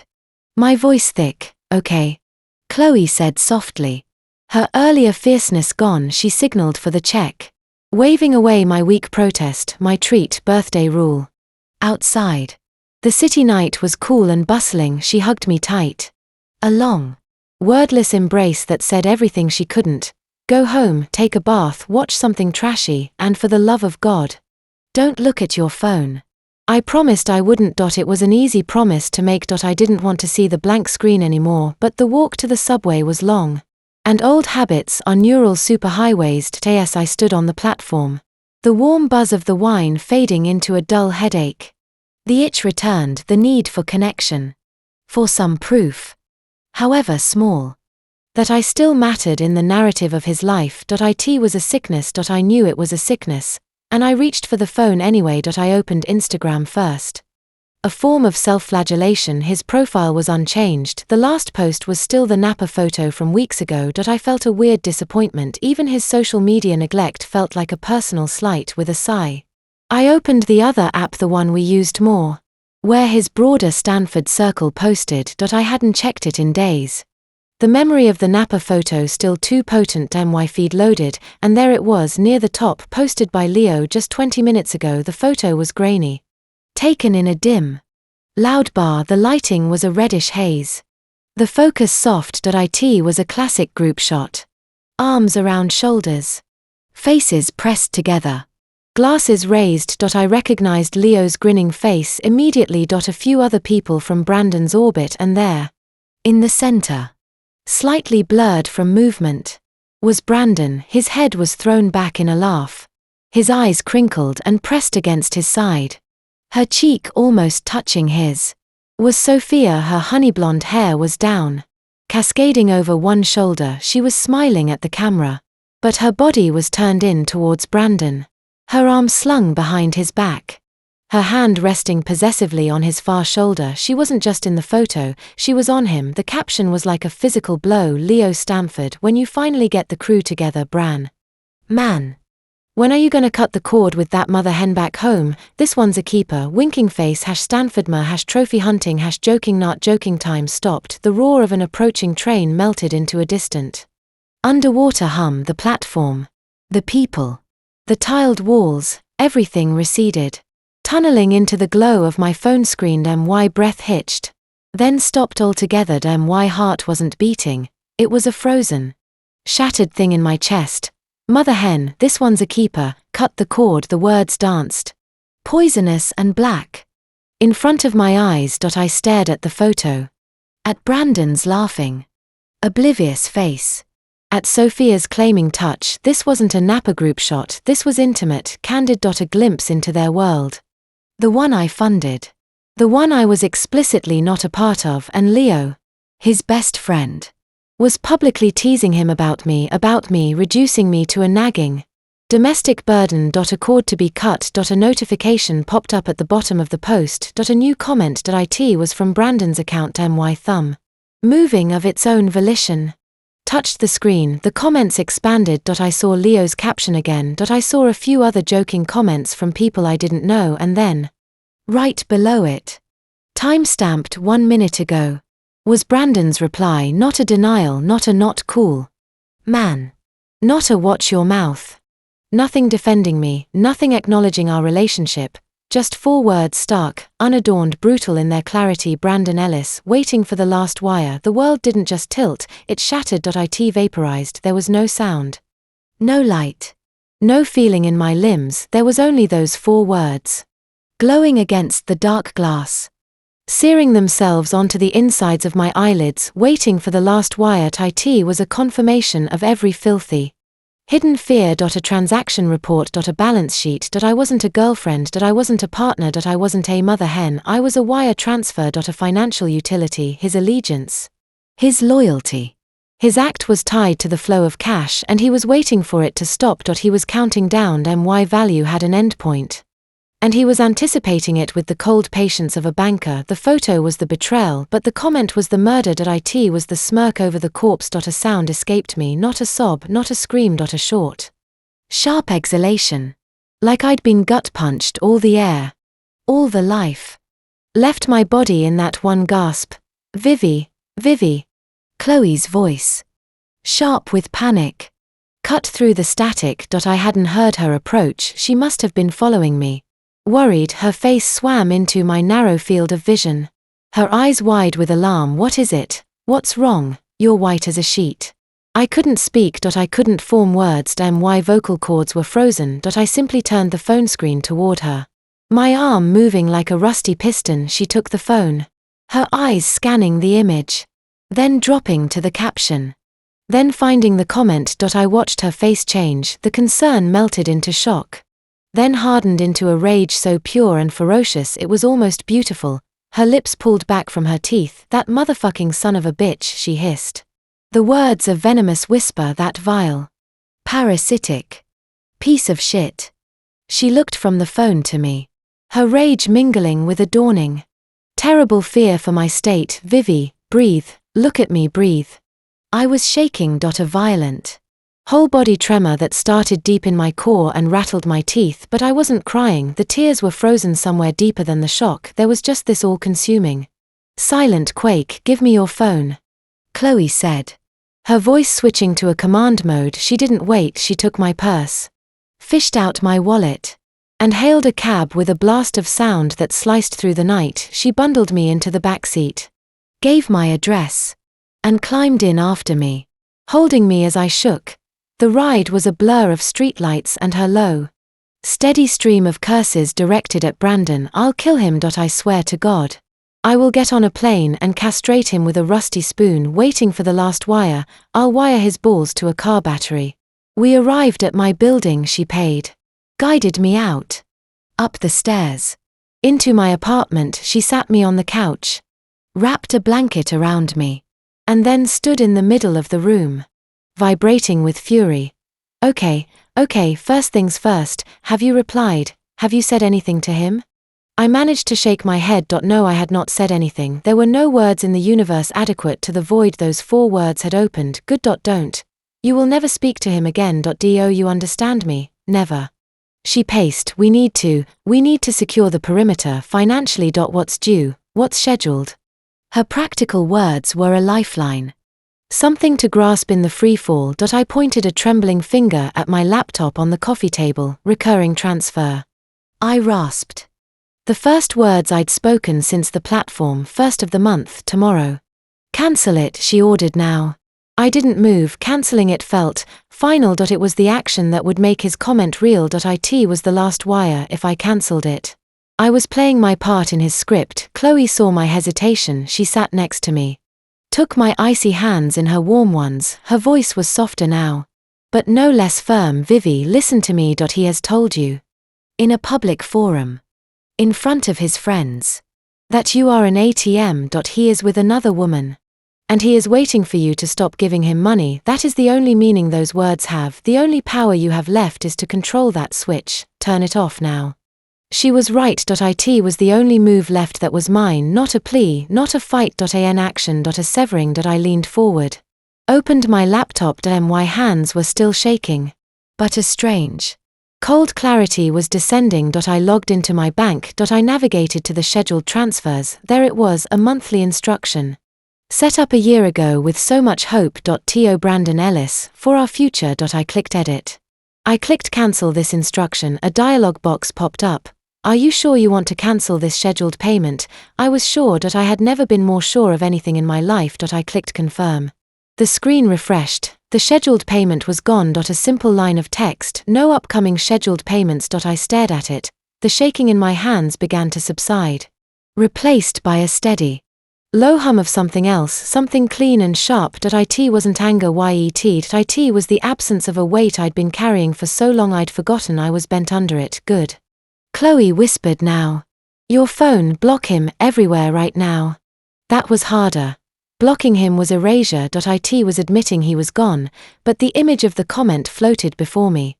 Waiting for the last wire. He had already erased me. He had reduced me to a function. I was just closing the account. I picked up my phone. I went to his contact. I scrolled past the countless texts. The photos. The shared memories that now felt like artifacts from a crime scene. I tapped block this caller. Then I opened every app, Instagram, the other social app, WhatsApp. I found him. I blocked him. Each tap was a click of a lock. A door slamming shut in a hallway I never wanted to walk down again. When it was done, I placed the phone back on the table. Screen down. The silence in the apartment was absolute. The hum inside me grew louder. What do you need? Chloe asked, watching me carefully. Do you want to cry? Do you want to scream? Do you want to break something? I'll go buy plates from the dollar store for you to smash. I looked at her. My best friend, who had seen the monster before I did. Who had tried to warn me. Who had picked me up off the metaphorical pavement tonight, I think. I said, my voice eerily calm. Foreign to my own ears. I need to be alone. She frowned. Vivi, I don't think that's a good idea. You're in shock. I am. I agreed, but it's a quiet shock. I need to sit with it. I need to feel the room without him in it. Even just the digital ghost of him. I need it to be quiet. She searched my face, looking for signs of fracture. I held her gaze. The new, cold steadiness in me apparently convincing after a long moment. She sighed. Okay, but I'm staying in the neighborhood. I'll get a coffee. I'll sit on your stoop. You call or text me if you feel anything. If you feel like you might text him. Or call him. Or unblock him. You call me first, promise me. I promise. I'm serious. I have my phone on loud. I know, thank you. Chloe, for everything, for remembering. Tears finally welled in her eyes. Always, she said thickly. She hugged me again. A quick, hard squeeze. And then let herself out. The door clicked shut. I was alone. I sat on the couch. In the dark. The blanket around my shoulders. I didn't turn on the lights. I replayed it. The photo, the caption, the 4 words. I let them in. I didn't fight them. I examined the betrayal from every angle. Like a coroner with a cause of death, mother hen, the insult was so petty. So juvenile. It was how a frat boy would describe devotion. Cut the cord. As if our years together were an umbilical cord. A lifeline he resented. This one's a keeper. Sophia, the shiny, wealthy, connected keeper. And Brandon's reply, not a deflection, not a defense. A cold, financial statement of intent, waiting for the last wire. He had been counting. He had a timeline. My usefulness had an expiration date. And he was watching the clock, the dinners, the I love yous, the video calls, the promises of a future. They were all just him waiting, enduring until the spigot turned off. The humiliation was total. Cosmic. I had offered my heart, my ambition, my financial security, my very soul on the altar of us. And the God I'd worshipped had been a spreadsheet with a face. But beneath the humiliation, beneath the shock, the cold, sharp feeling solidified. It was grief. Yes. A profound, devastating grief for the man I thought I loved. For the future I'd painted in my mind.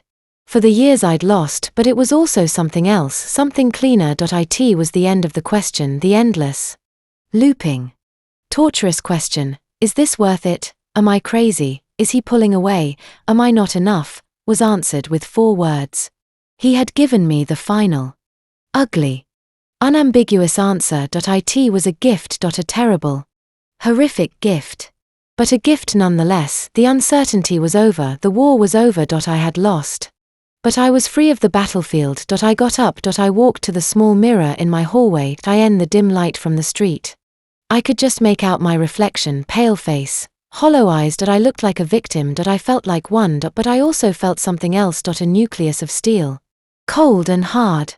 Forming in the center of the devastation. He was waiting for the last wire. Well, he had gotten it, not the one he expected. Not a transfer of funds. A transfer of power. The power to define the narrative. The power to walk away. I went to the drawer where I'd stuffed my phone charger. I took out my phone. I went to the camera roll. I searched for Brandon. Hundreds of photos appeared. Us at a picnic, him sleeping, silly selfies. I selected all of them. My finger hovered over delete. This was the final purge, the final wire. I didn't delete them, not yet. Instead, I opened the screenshot I'd taken on the subway platform, the grainy photo. Leo's caption. Brandon's forward reply. I saved it to a secure cloud folder. I emailed it to myself. I titled the email Evidence. I would not forget. I would not let myself romanticize the past. I would not, in a moment of weakness, recall the man who brought me soup when I was sick and forget the man who called me a mother hen and waited for my last payment. This screenshot was my anchor to reality. I put the phone away. I went to the window. The city glittered, vast and indifferent. My life, as I had known it, was over. It had ended on a subway platform, in the glow of a phone screen. But as I stood there, the cold, clear truth settling into my bones, I realized something. For the first time in over a year, I was not waiting for a call. I was not anxious about a transfer. I was not deciphering a text. I was not making myself smaller, quieter, poorer, to fit into a future that didn't want me. I was just standing there, alone, broken, and free. The last wire had been sent, not from my bank to his, but from his own fingers, into the public domain, severing the final, fraying thread of my illusions. The connection was lost. The account was closed. I took a deep, shuddering breath, the first one that felt like my own in a very, very long time. It was over. The first days were a flat line. A hollow, silent existence between the seismic event of betrayal and the agonizing return of feeling. I moved through my apartment like a ghost. The ghost of the girl who used to live there. Chloe was my warden, my lifeline. She brought groceries, made tea that grew cold, and slept on my couch, guarding me from my own weakness, the impulse to unblock, to seek answers, to beg for the pain to be a misunderstanding. The pain, when it came, was not a storm. It was a creeping thaw. Each sensation a fresh torture. The humiliation arrived first, hot and cloying. I saw my face superimposed on that of every naive woman ever conned. Then came the grief. Not for him, but for the version of myself I'd sacrificed, the ambitious, trusting Vivian he'd methodically dismantled. Rage was a cold, sharp blade that came and went, mostly directed inward. How could I have been so blind? My phone, though blocked, became a repository of his confusion turned anger. He used new numbers, new email addresses. The messages were a timeline of his unraveling. Day 1. Unknown number. Vivi, my texts aren't going through. Is your phone broken? The transfer didn't clear. The system is locking me out. Need you to fix it ASAP. Day 2. New email. Seriously, what's going on? This isn't funny. I have a deposit due. Call me. Day 3. Another number. Are you punishing me for forgetting your birthday? That's what this is. I said I was sorry. I'm under a lot of pressure. You're being childish. The wire. Vivi. Now. I read every one. I didn't reply. Watching his tone shift from puzzled inconvenience to entitled demand was a perverse form of therapy. He wasn't asking if I was okay. He was asking for his money. Day 4. Long email. Subject. You're being irrational. Do you have any idea what you're doing? You're sabotaging everything I've worked for, over a stupid comment. Leo was drunk. It was a joke. You're throwing away our future because you can't take a joke. You always were too sensitive. Send the money and stop this nonsense. We can talk about it. A joke. The 4 words that eviscerated me were a joke. My silence was irrational. My feelings were oversensitive. The script was so familiar. But now, from the outside, I saw its mechanics. He was trying to drag me back into the old dance, my legitimate hurt reframed as my emotional failing, to be absolved by my financial submission. I didn't dance. Day 5. Voicemail. Voice tight with fury. Fine. Play your games. I'll get the money from Leo, but you've shown your true colors when I'm running a fund and you're still in your sad little cubicle. Remember you chose this, you blew up our life over nothing. His true colors had been on display in a comment section mine, it seemed, were finally showing the color of a backbone. Chloe helped me see a lawyer. A pragmatic woman who confirmed what I knew, the money was a gift. Unrecoverable. Consider it a profoundly expensive lesson, she said. Not unkindly, the finality was liberating, there was no legal tether, just a clean, if costly, break. The most unexpected call came from my parents. I'd finally sent a vague, tearful email. My father, a man of few words, said, "Come home if you need to. We'll help you sort it out." My mother, weeping, said, "Oh, honey. We never liked how small you became with him."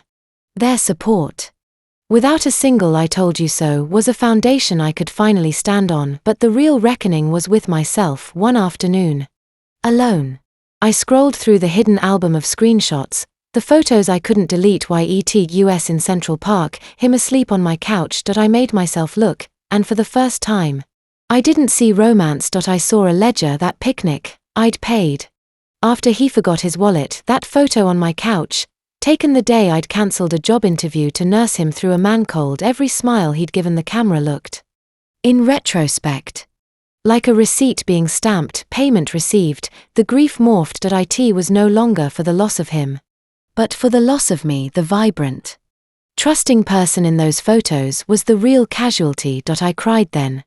Finally. Great heaving sobs that felt like they were scouring me clean. Not for him, for her. I was mourning myself. Work was my purgatory. Michael called me into his office. I went, expecting termination. I almost welcomed it. "Sit, Vivian." He studied me. I didn't have the energy to perform wellness. "You look like you've been through a war." "I have," I said, my voice raw. "I don't need the details," he said, holding up a hand, "but I need to know if you're in or out. The Evans account is circling the drain. Your predecessor left a landmine in the data, and the client is ready to walk. Sarah is swamped with Aqualine. I need someone to defuse it. It's a mess. A career-killing mess if it fails." I waited for the axe to fall. "It's yours," he said. I blinked. "Mine? Consider it a test. A final one. You fix it. You prove the person I hired is still in there. You drown in it." He left the threat hanging. "It's a terrible project, Vivian, but it's the only one on the table. What's it going to be?" A year ago, I'd have seen a trap. Now, I saw a thread. A thin, fraying thread out of the abyss. A chance, however slim, to prove something, not to him, not to Brandon, but to the ghost of myself in those photos. "I'll take it," I said. The words firm. He nodded.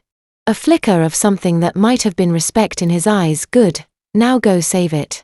The project was a nightmare. Spreadsheets full of errors, a furious client, a timeline that was a joke, but it was my nightmare. A real problem with a solution that didn't involve twisting myself into a pretzel. I worked not for us, not for a future that was a mirage. I worked to keep a roof over my head. I worked to prove I could. Brandon's final message came a week later, to an old email I'd forgotten to block. The subject line was, "I hate you." The body was a torrent of vitriol, blaming me for his failed pitch. Sophia's team won. For his social ostracism, Leo was being weird. For his unraveling life, "You were my good luck charm," he wrote. "The ultimate reduction, and you broke the spell. I hope you're happy in your empty, small life." I read it once, then I selected it and clicked permanently delete. Not because I forgave him, but because his words, his hatred, his pathetic blame, were no longer my burden to carry. They were his trash. I refused to hold them for him that night. I opened the photo album one last time. I looked at the face of the young woman, so full of misplaced faith. "I'm sorry I left you in his care," I whispered to her. "I'm coming to get you now." I selected all. I pressed delete. The confirmation popped up. "This action cannot be undone. It could be undone. The memory, the lesson, the scar, those were permanent, but the digital shrine could go. I clicked confirm. The screen refreshed. The album was empty. A strange lightness filled my chest. It wasn't happiness. It was space. Clean, empty, breathable space. I closed the laptop outside. The city lights shimmered. No longer cold. but full of a million possibilities. None of which included him. The awakening was brutal. It was waking up in the wreckage, but it was waking up, and for the first time in a very long time. The eyes that opened were wholly, unambiguously my own. The world split in two. In one, I moved through a new, punishing clarity. In the other, the ghost of my old life rattled its chains. And why salvation was the Evans account disaster. It was a spreadsheet oubliette. A monument to someone else's negligence. I attacked it not with passion, but with a cold, surgical focus I hadn't known I possessed. This mess was real. Its numbers either added up or they didn't. There was no subtext. No emotional ledger. No waiting for the last wire. There was only the work. I became a machine of correction. Fueled by bitter coffee and a quiet, burning need to prove I could still do something right. Chloe, my steadfast lieutenant, helped me move. Packing my old apartment was an archaeological dig through a dead civilization. Each forgotten memento, a movie ticket stub, a cheap souvenir from a weekend trip, was a relic of the girl who believed in futures built on sacrifice. I boxed them all without sentiment. The final act was stripping the bed. The one we'd shared during his rare visits. I bundled the sheets and dumped them down the building's trash chute. The sound of their fall was deeply satisfying. And my new place was a smaller studio in a slightly better neighborhood. It had light. I bought one plant. A resilient snake plant. I named it Steve. It felt like a start. You need to talk to someone, Chloe insisted. Not unkindly. Not just me. A professional. Someone who can help you unpack the mind gym he built in your head. I resisted. Therapy felt like another admission of damage. But the nightmares came, not of Brandon, but of being lost in endless financial spreadsheets where the totals were always my own diminishing worth. I found a therapist. Dr. Levinson. Our first session. I talked for 45 minutes straight. A torrent of shame, anger, and financial spreadsheets. She listened. Then said, "It seems he was running a long con where the mark was also the sole investor. Your job now isn't to understand the con artist, but to understand why you were so willing to bankrupt yourself for the fantasy." The reframe was brutal and liberating. Work was my battlefield. Michael's final test was a daily siege. The client, Mr. Evans, was a bulldog of a man who smelled weakness.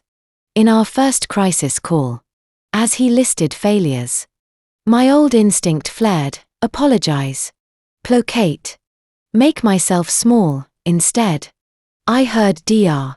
Levinson's voice: "You are not petitioning for worth. You are providing a service." I cut him off. "Mr. Evans, you're right.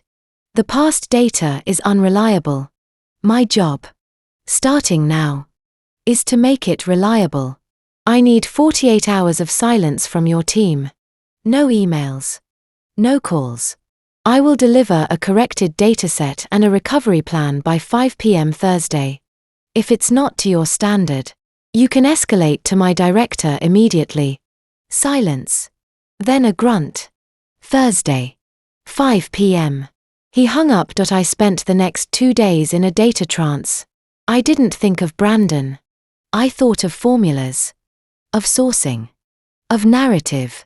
For the first time in over a year, my mind was fully my own. And it was fierce. Meanwhile, the ghost in the other world grew louder, then fainter. My block was a fortress, but fragments got through. A text from an unknown number. Clearly Leo. A week after the move: "Hey, it's Leo. Look, I'm sorry about that post. It was shitty. Brands, not in a good way. He's pretty messed up over everything." It wasn't an apology to me, it was gossip.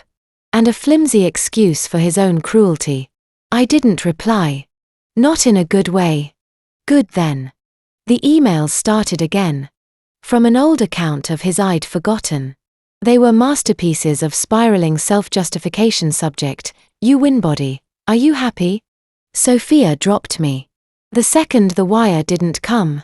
She suddenly remembered her family obligations in Gstad. Leo's lending me money comes with strings thicker than ropes. My pitch failed.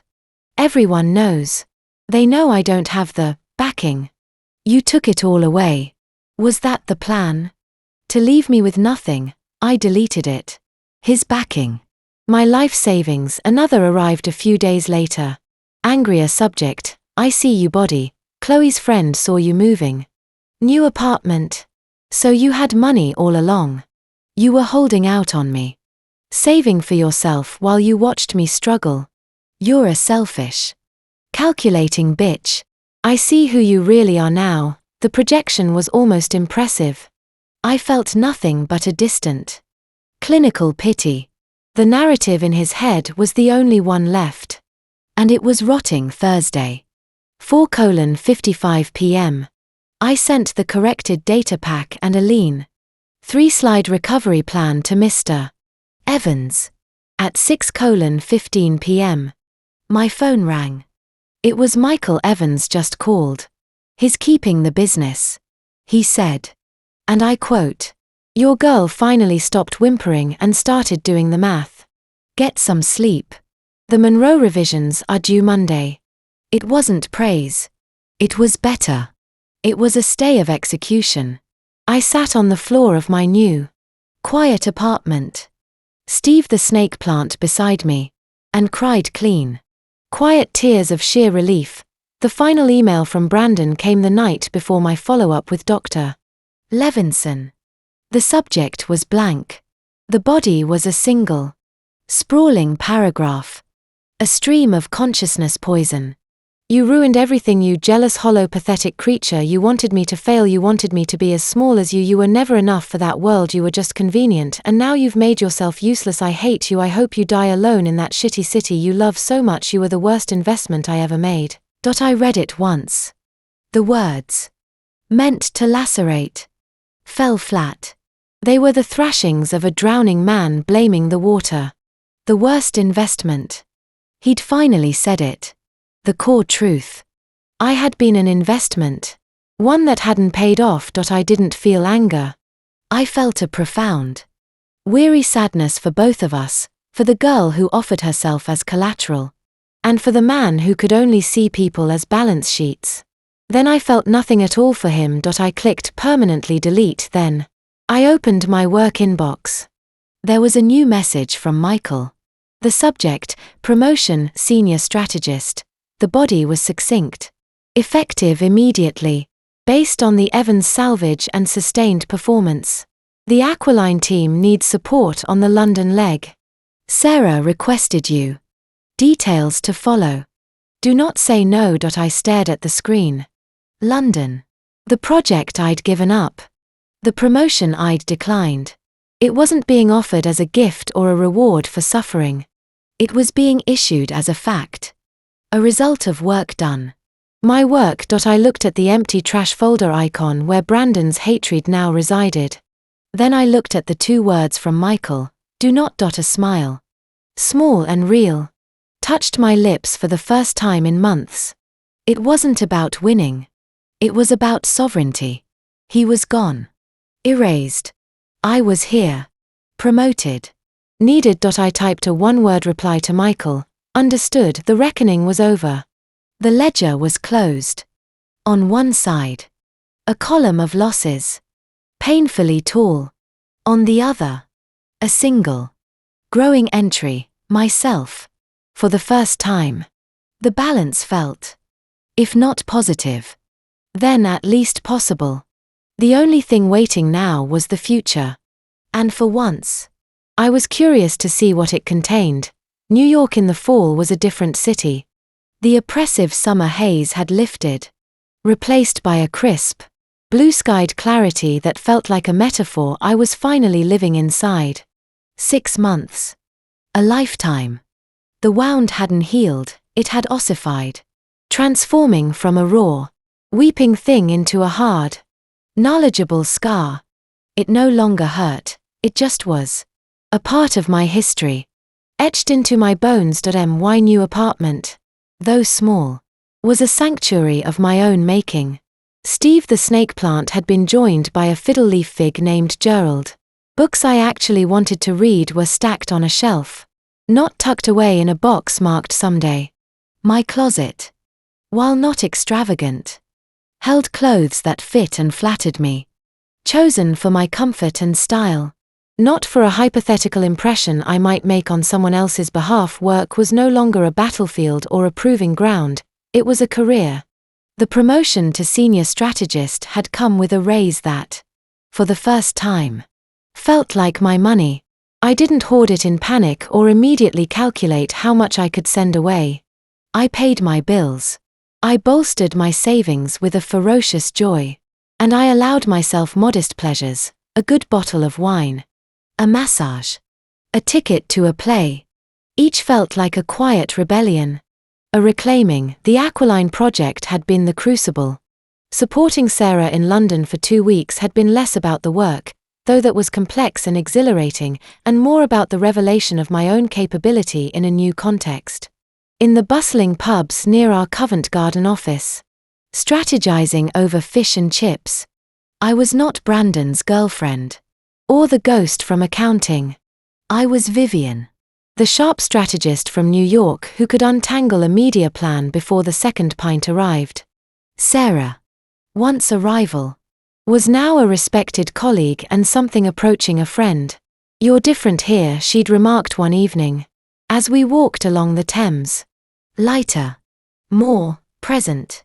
"I am present," I'd realized, the truth of it warming me against the damp English air. "I'm right here." I'd even, cautiously, begun to date. A few coffees. A couple of dinners set up by well-meaning friends. It was awkward. Like using a muscle that had atrophied. But it was on my terms. There were no grand examinations of potential, no frantic calculations of compatibility with a 5-year plan that wasn't mine. It was just conversation. Sometimes it fizzled. Sometimes it was pleasant.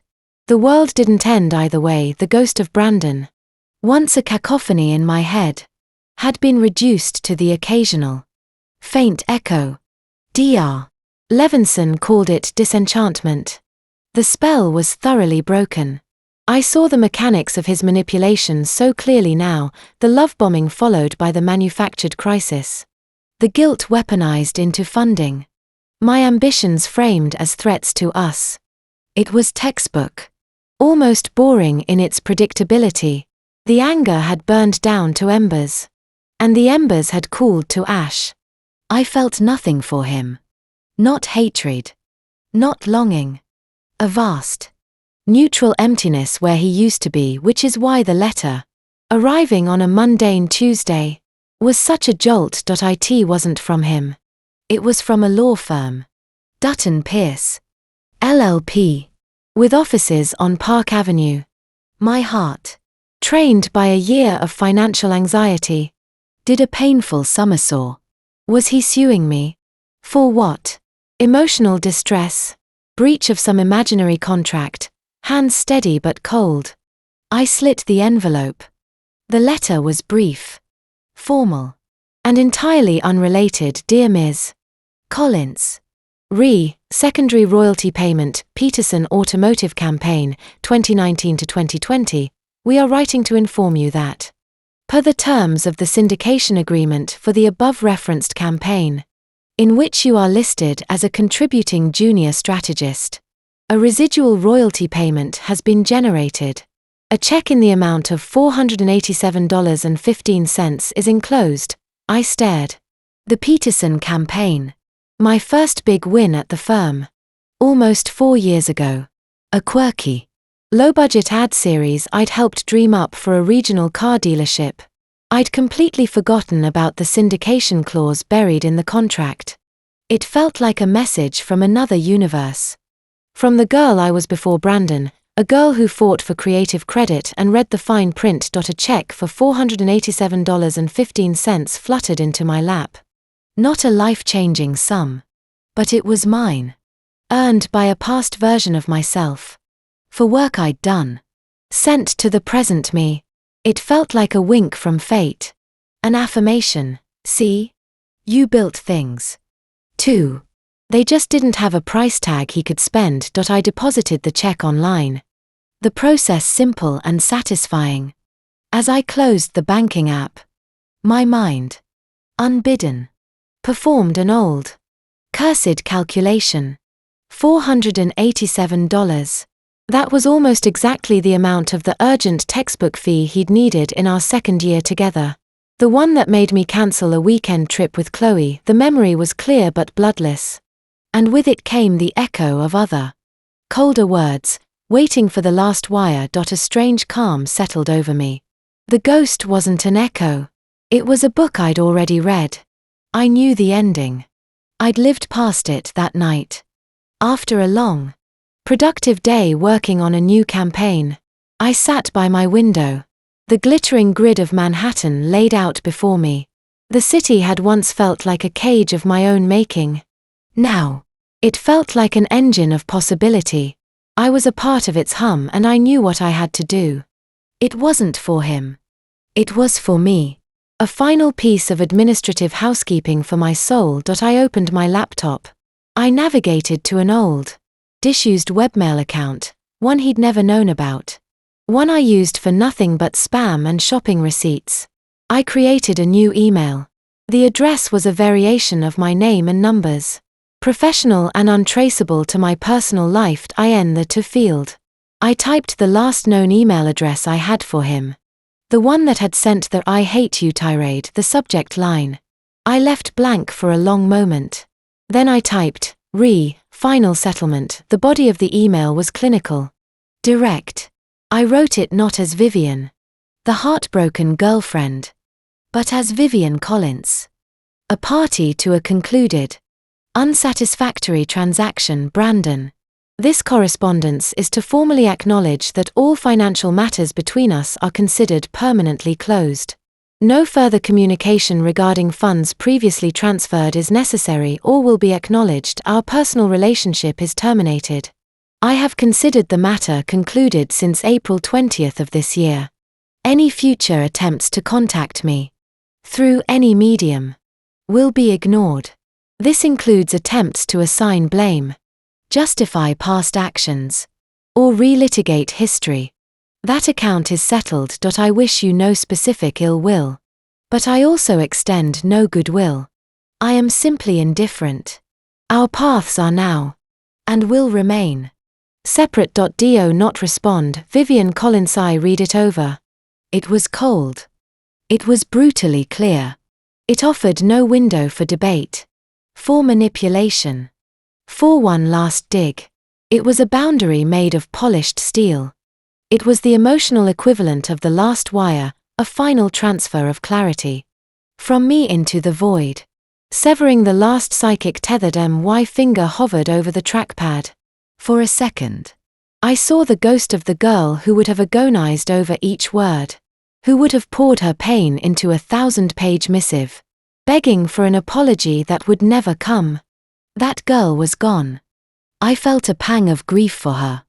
And then a surge of protective pride for the woman who had taken her place. I clicked send. The whoosh sound was the same as any other email.